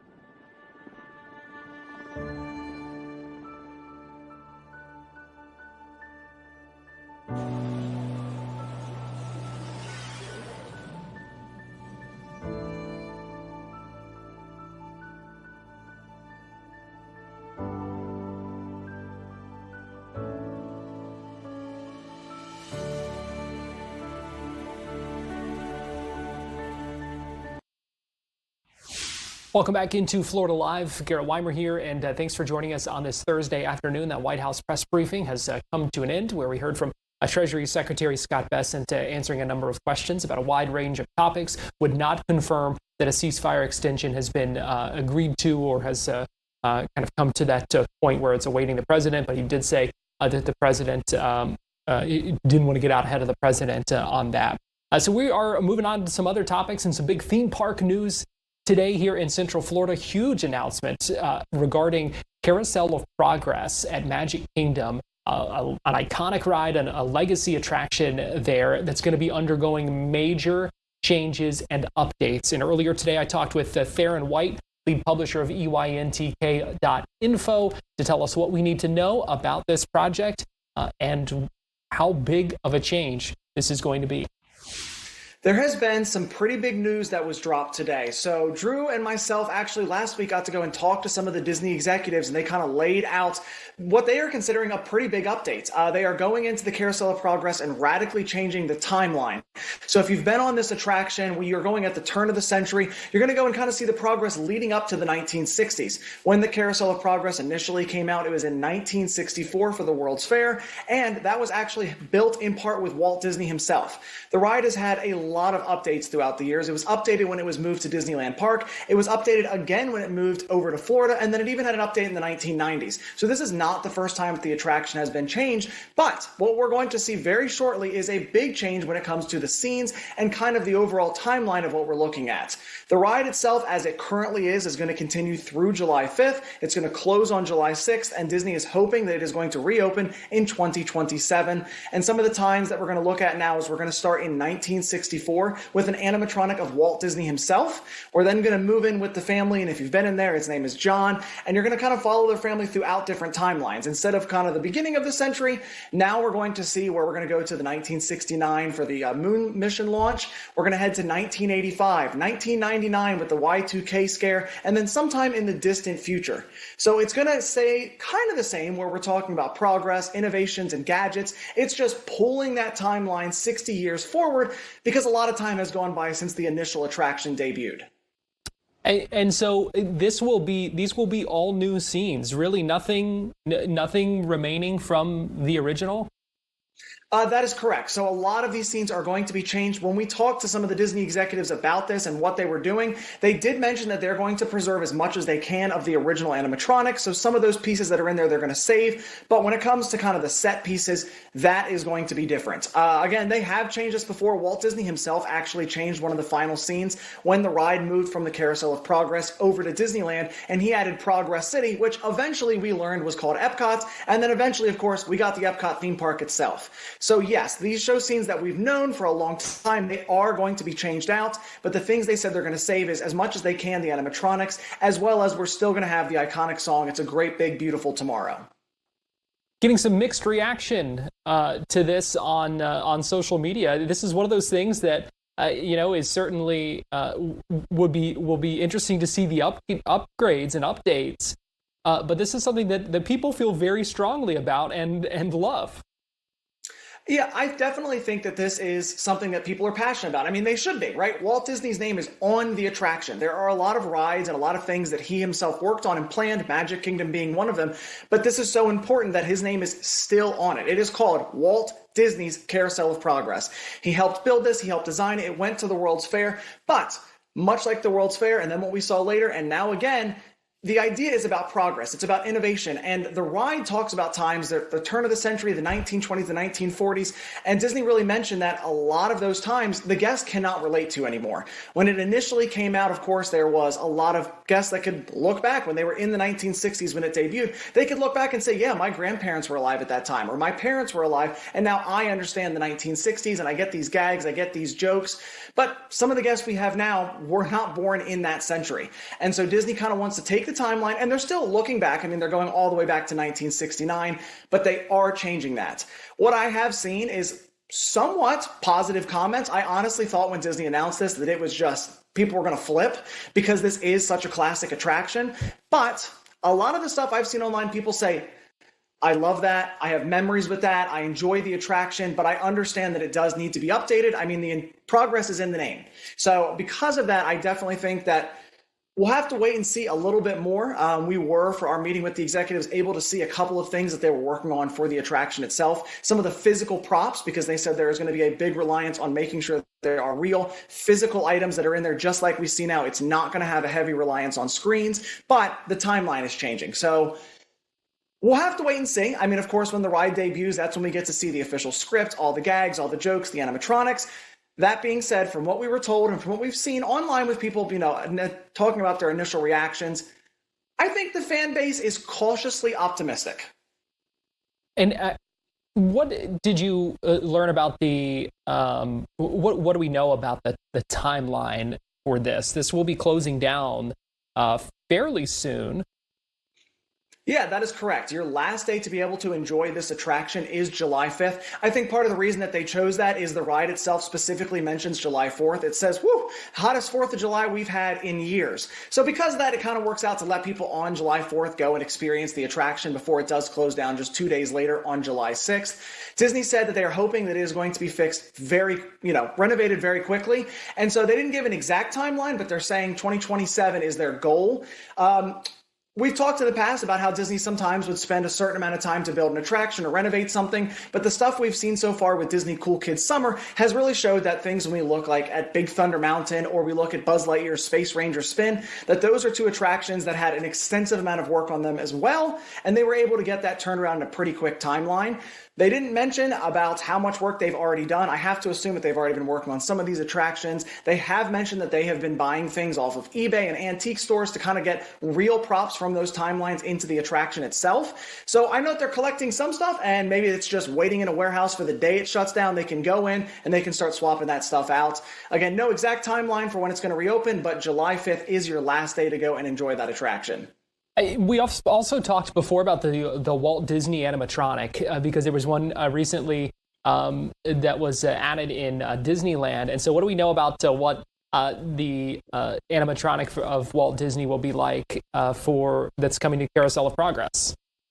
Yeah, that is a great thing to mention. So over last year at Disneyland, they debuted this animatronic. And when it initially came out, if you just looked online, you would think this was the worst thing that was ever built.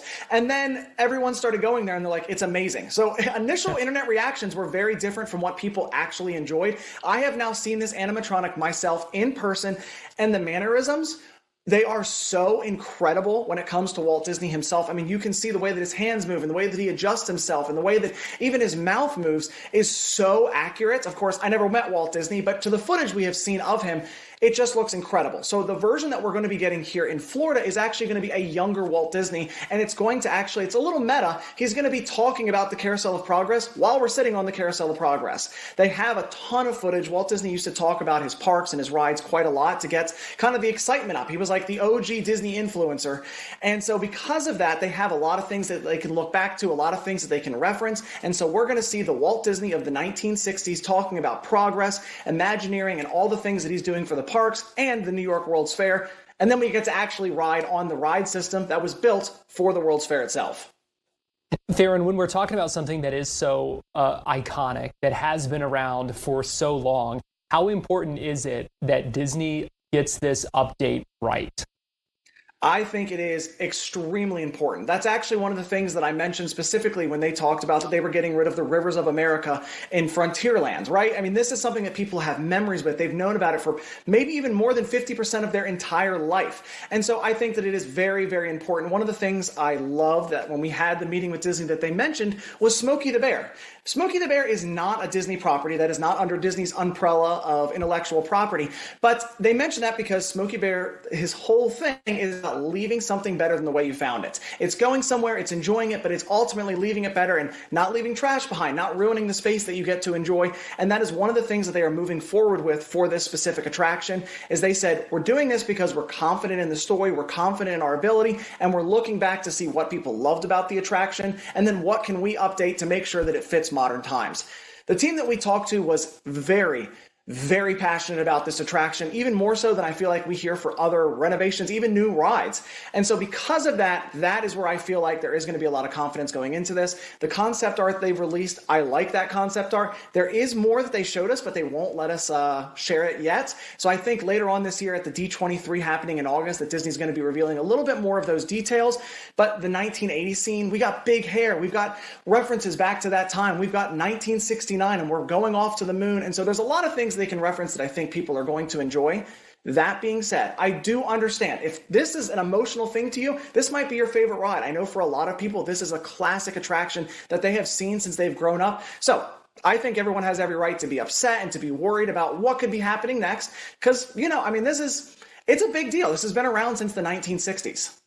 But the moments they chose there, I mean, they definitely chose some moments. They have some things to work with, some iconic moments in time and some things that I think will be really cool for future generations to learn about. I definitely agree. I think the one that's probably going to be the funniest is New Year's Eve 1999. Yes. This is not just the turn of a century. I mean, it's Y2K, and if you've been on the Carousel of Progress, a lot of the ride is all these innovations and these gadgets, but it's really how often they break down or how many things can go wrong. So I'm imagining the family just being freaked out over the idea of the internet and everything collapsing. I think there's some great jokes that they can put in there as we kind of go throughout the time. And I mean, you're right. They pick some really, really iconic moments. I mean, those show scenes and those sets, I think, are going to be instantly recognizable to guests of this age. And I think that's the big deal, is that they are not saying, okay, the Carousel of Progress is now 2026, and we're going to start the ride by saying 6-7. Like, that's not what the ride is. They're still going way far back and saying we're going to start in the 1960s, and we're going to move forward and kind of show what has led us up to approximately this point. And then the last show scene doesn't have an exact time, but it's so far in the future that they're on a totally different planet. They mentioned that Disney, when they build something about the future, it's difficult to do that because the second that you build something, the future has already caught up. And so their goal with the last scene is to show a future that's so far in advance on a different planet that they don't really have to worry about it kind of becoming old within a few years or two. Darren White, lead publisher of EYNTK.info. We're going to take a break and we will be right back.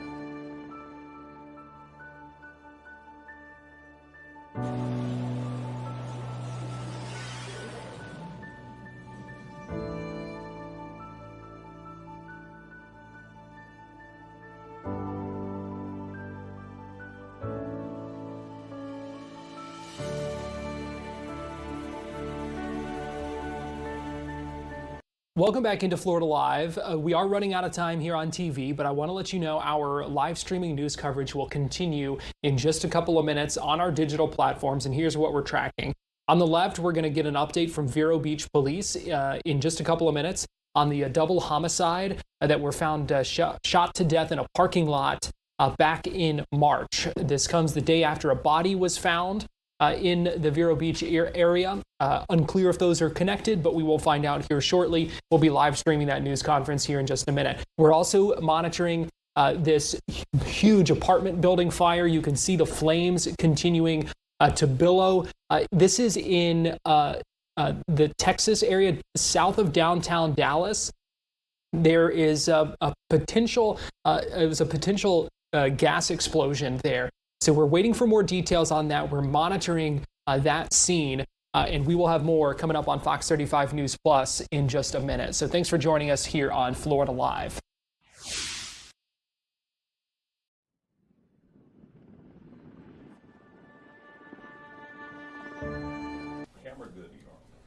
All right, everyone, good afternoon.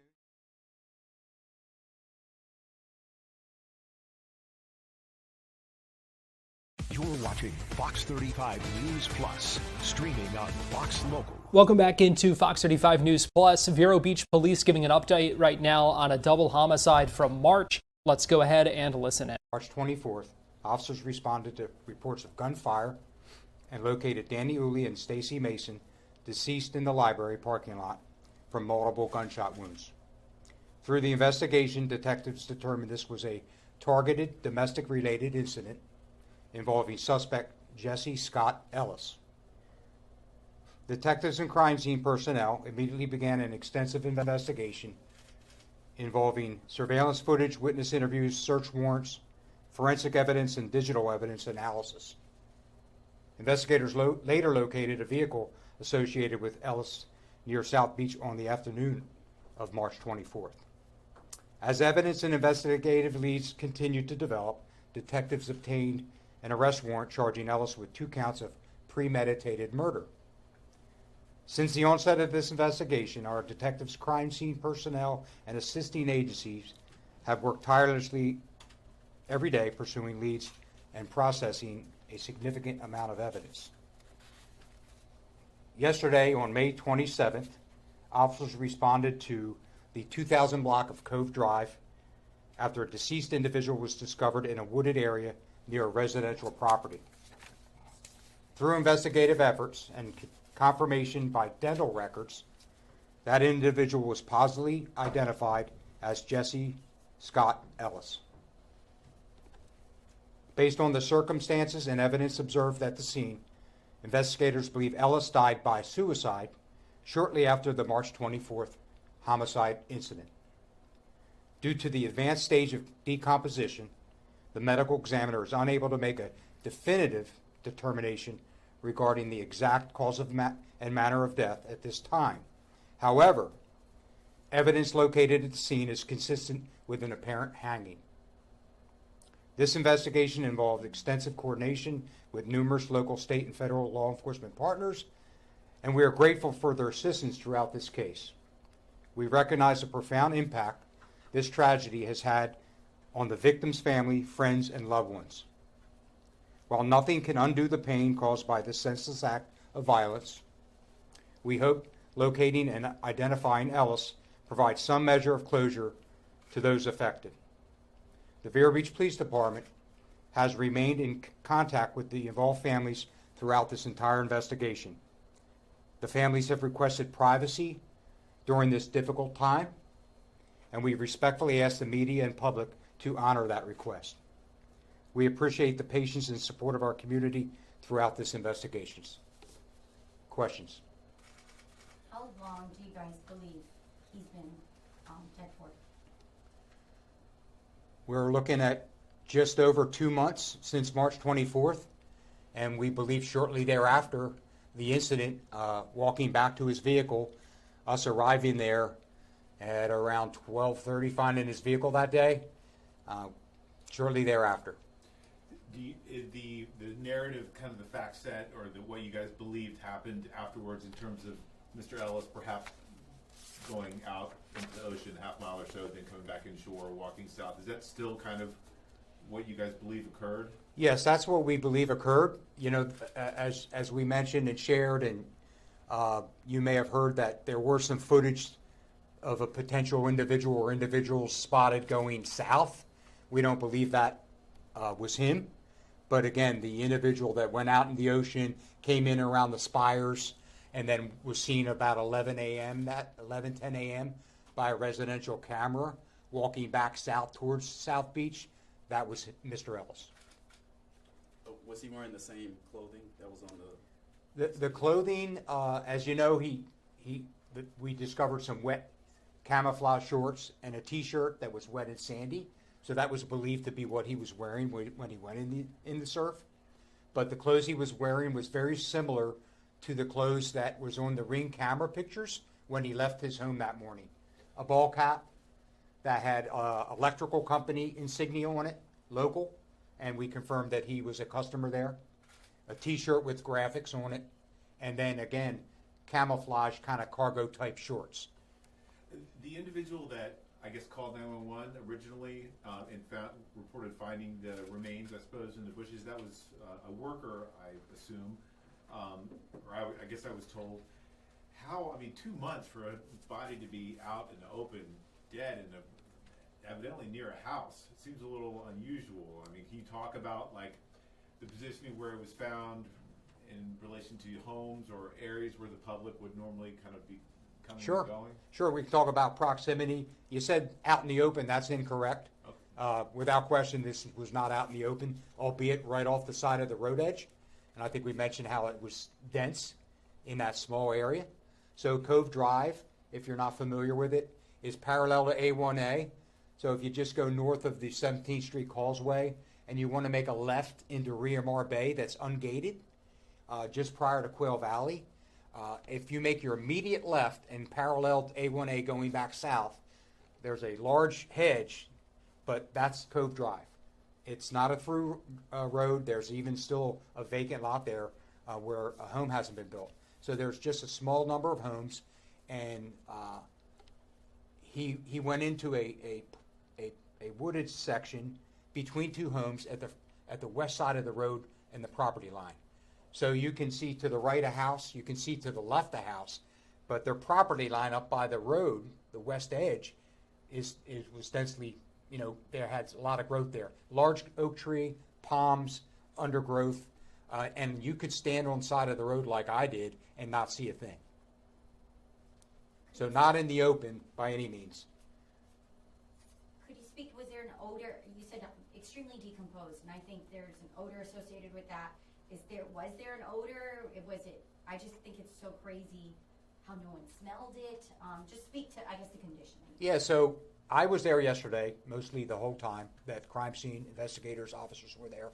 And depending on where you were with the wind, I smelled it, right? Even before the ME removed the body. The home to the right, looking west, we believe they may not have been home for quite a while, so that would take that one away. The left had already left. Were they there in March or April? Certainly possible. And then again, it's not a high volume vehicle road. It's, there may be some walkers, but it's really quiet. But downwind, potentially yes. So it's a dead-end street then? Yes, yes. It dead ends into a residence that borders to the south of the gated Riamar. So, Chief, would you say that this case is now solved? Or you have? Absolutely. Absolutely. Absolutely what? Absolutely, this case is solved. As we talked prior, we had immediately had warrants for Mr. Ellis if he was at large. I've spoken to some, not all, in recent weeks. It's been very, very quiet. We felt that he took his life. Would we find him? That was the question. And for the victims and their families and this agency and community, we have a body, and we can close this in that regard. Chief, you had previously said that you were dedicating massive amounts of resources, especially in the short time after, to trying to find Ellis, especially the day of the incident. We saw lots of law enforcement out. This body was only less than 2 miles from where Ellis was last spotted. Is there any reason as to why it took investigators so long to actually find this body, and it actually took a 911 caller to call in for us to find him 2 months later? Not uncommon, really not uncommon. And I would say about a mile. If you drive, about a mile, because we talked about that yesterday. Now, if you walk from South Beach and you go down the side streets that are quiet, off of Ocean, the Tulip Roads, the Greenways, the Sea Grapes, and you maybe even cross Club and go through the golf course there, it's a lot shorter if you walk. But I think I shared earlier with some of you, we had a young man that committed suicide a few years back from Central Beach, mental health issues, depression, and we couldn't find him. And he was just off of Ocean Drive, just down the street from the main portion of Ocean Drive, in a wooded area where there was homes all around it. You couldn't see him from the road, and a landscaper found him. So this is not uncommon. we did extensive searches. We did have an individual that, if you remember, a young man said he thought he saw somebody that with a similar description walk into the wooded area to the north border of South Beach Park. We had canines, several canines and officers. We even had a cadaver dog from Brevard come in there. So we were up and down South Beach. We went where leads took us. We even talked about, he was interested in the water. And that didn't work out. Did he have interested in the river, right? And it wasn't far from there. But that's how he took his life. So when you say evidence consistent with hanging was found at the scene, I suppose, so like hung himself from a tree and just sort of had been hanging there for 2 months, give or take, or? Yes. Low, a tree that low area. I think you all know you can sit on the ground and hang yourself. I've seen it in my experience here in Vero. So all you have to do is take away your airway, right? So you can hang yourself in many different ways. So there was a large oak tree that it wouldn't be able to utilize. There were other type of trees, pepper type trees. We did find a belt, and that belt had his initials inside the belt. And was that JSE. I apologize. Was that attached to the tree then? Yes. Okay. Were there any other weapons there? No. A pair of black sunglasses that, if you remember back to the ring camera and the clothing leaving that morning, appeared he had them on top of his bill, if you will, on his cap. Very similar. When you say there was evidence that pointed to him hanging himself, was he hanging when you guys found him in that condition, or was He was on the ground.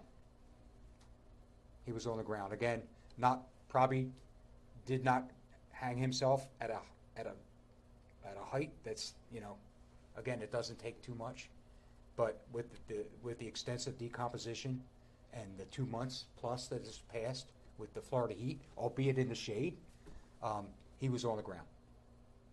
Chief, who discovered him? Who found him?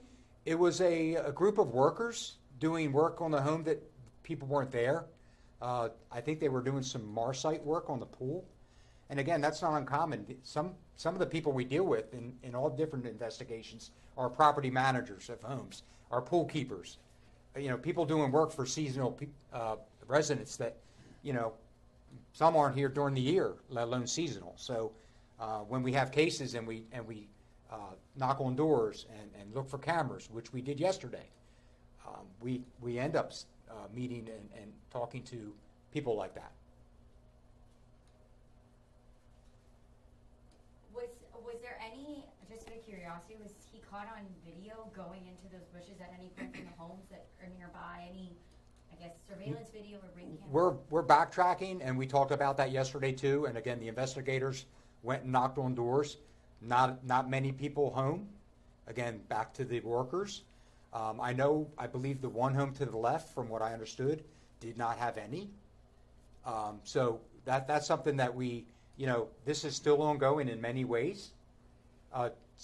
Tying up loose ends, things we need to do things right. But we wanted to share this breaking news with you today.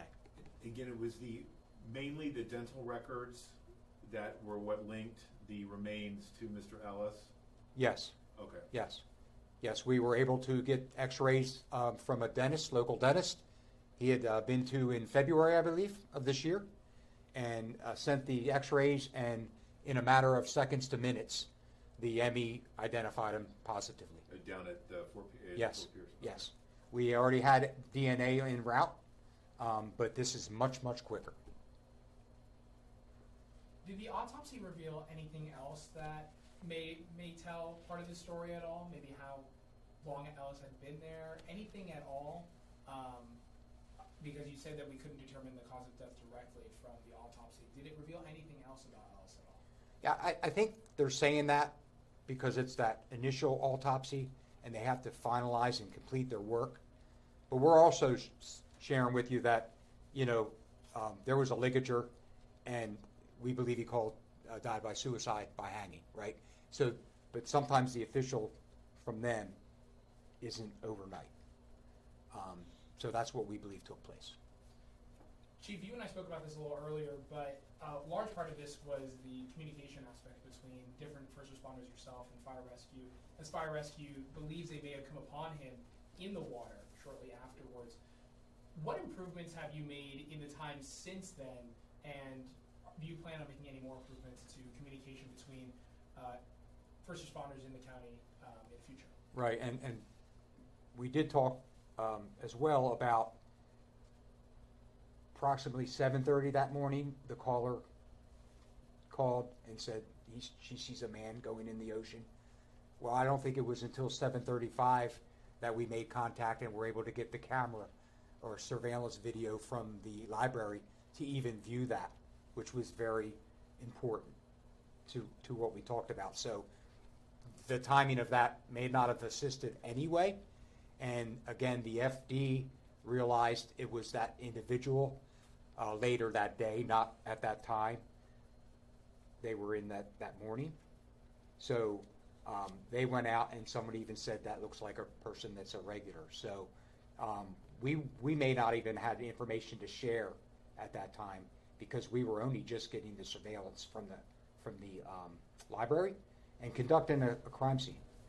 So I also mentioned on a couple occasions that Lieutenant Roberts has, on his own initiative, already met with the fire department here in Indian River County and talked about moving forward, sharing information with their supervisors and battalion chiefs on information that's important, that's noteworthy, not everything.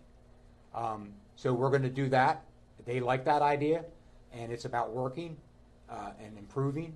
And when any type of investigation or case or anything we do, honestly in life, what can we do tomorrow to improve upon? What can we do to make ourselves better? And that's part of what we're doing. Very unique for someone to do what he did, run right to the ocean, jump in, come back out. What we found yesterday, and you all know, is what we felt was going to take place based on our investigation leading up to the murders. We've never wavered from that. Fortunately, we have a body to confirm what I'm telling you today. I remember on scene when you guys went through his truck, there was an empty holster left. You guys weren't sure if there was a gun in it at the time or what. Was there any gun at the scene that was found along with him? Or? No. Pretty much the shorts, the shirt, the hat, the sunglasses, a bottle of water possibly, or empty bottle, something like that. As the time is, just to double check, as the time is going on, 8 weeks or so is going by, do you guys still believe that kind of the motive for the shooting itself is this suspicion from Mr. Ellis that his wife was having a relationship, I suppose, with Miss Uli or Miss Mason? Yeah, again, nothing from our investigation has wavered. Okay. Nothing has changed. Good for me. Greg, if it's good for you, then I'm good. I'm good. You're the man. Thanks, everybody. Thank you.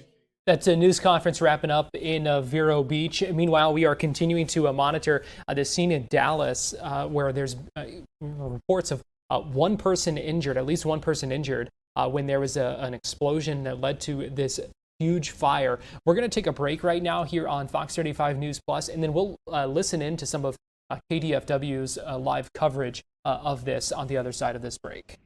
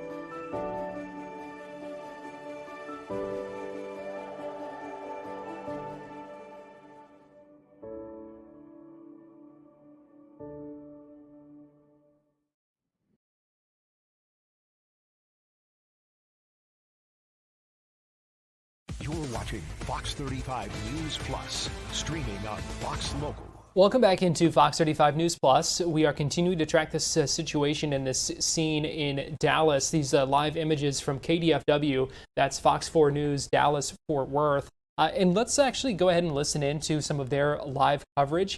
They're reporting that at least one person was injured in an explosion at this apartment complex. We'll go ahead and listen in live, again, courtesy KDFW. The power of social media. Of course, you know, we can't get everywhere the second something happens, but viewers seeing these and recording videos and images, another post right here from Cynthia, and you see those raging flames. I mean, when this call came in of this explosion to Dallas Fire and Rescue, people instantly taking out their phones, recording, giving their firsthand accounts of this situation. We know it's a 4-alarm fire, more than 100 firefighters responding. Another mic, huge bang. I think this is the mic that we talked to.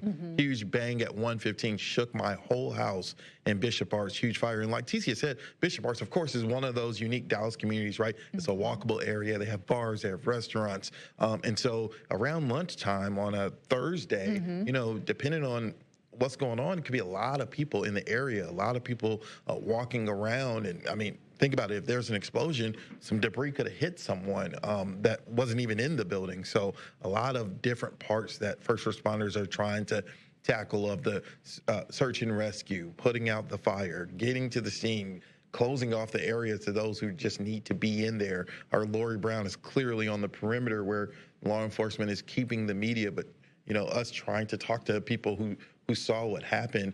And then the biggest question is, if this indeed was an explosion, was it a gas-related explosion? What caused this explosion and fire?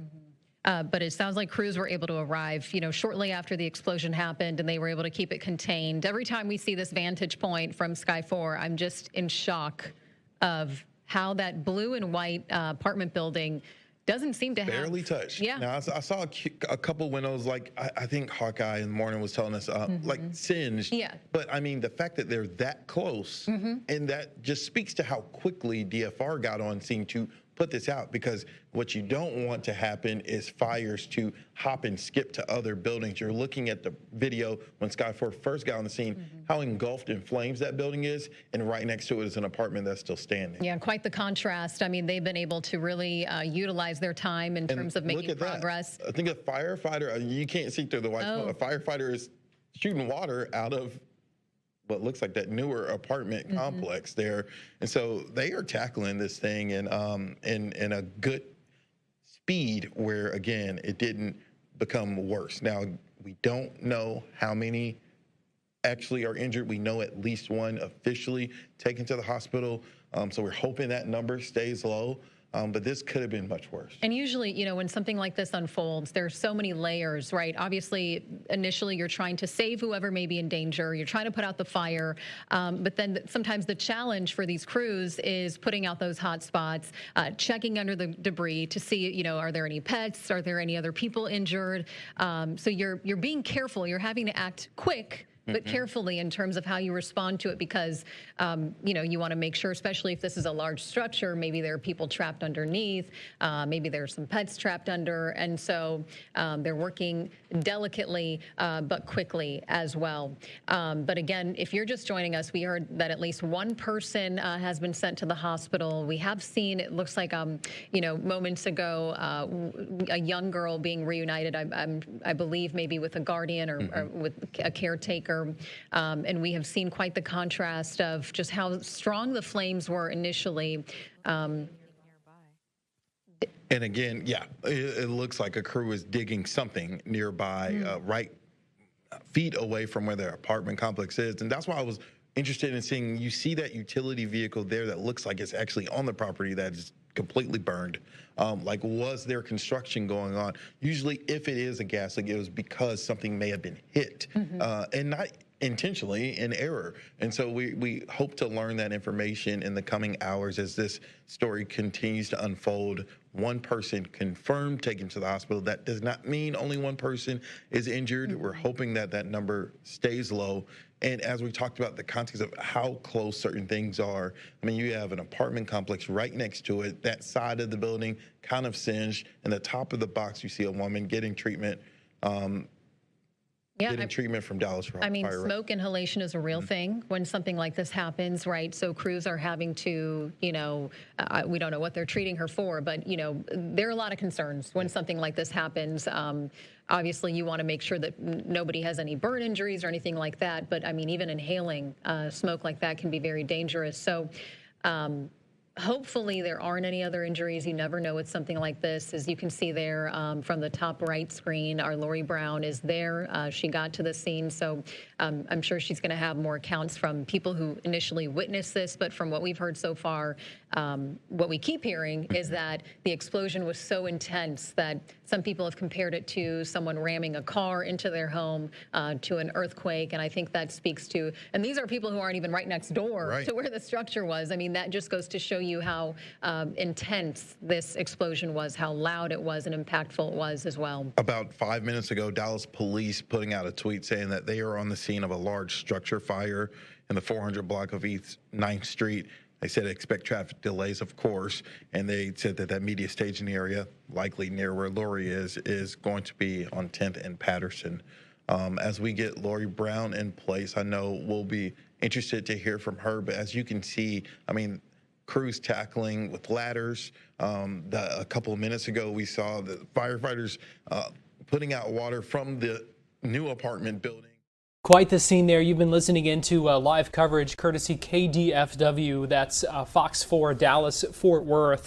And they are tracking at least one person injured right now. You heard them say really don't know the numbers and what they might be, but they know at least one person injured. You saw a woman there being treated as well. And so a very active scene still at this moment. Believed to have been an explosion and a fire at a apartment building south of downtown Dallas, Texas. Well, thanks for joining us here on Fox 35 News Plus. We are out of time here. I'm going to hand you off to the Fox 35 Storm Team for Fox 35 Weather Plus. It is a Fox 35 Storm Team alert day, tracking showers and storms throughout the afternoon as we kind of settle into this changing pattern and a summer rainy pattern. So I'll send you out to the Storm Team for Fox 35 Weather Plus that begins in just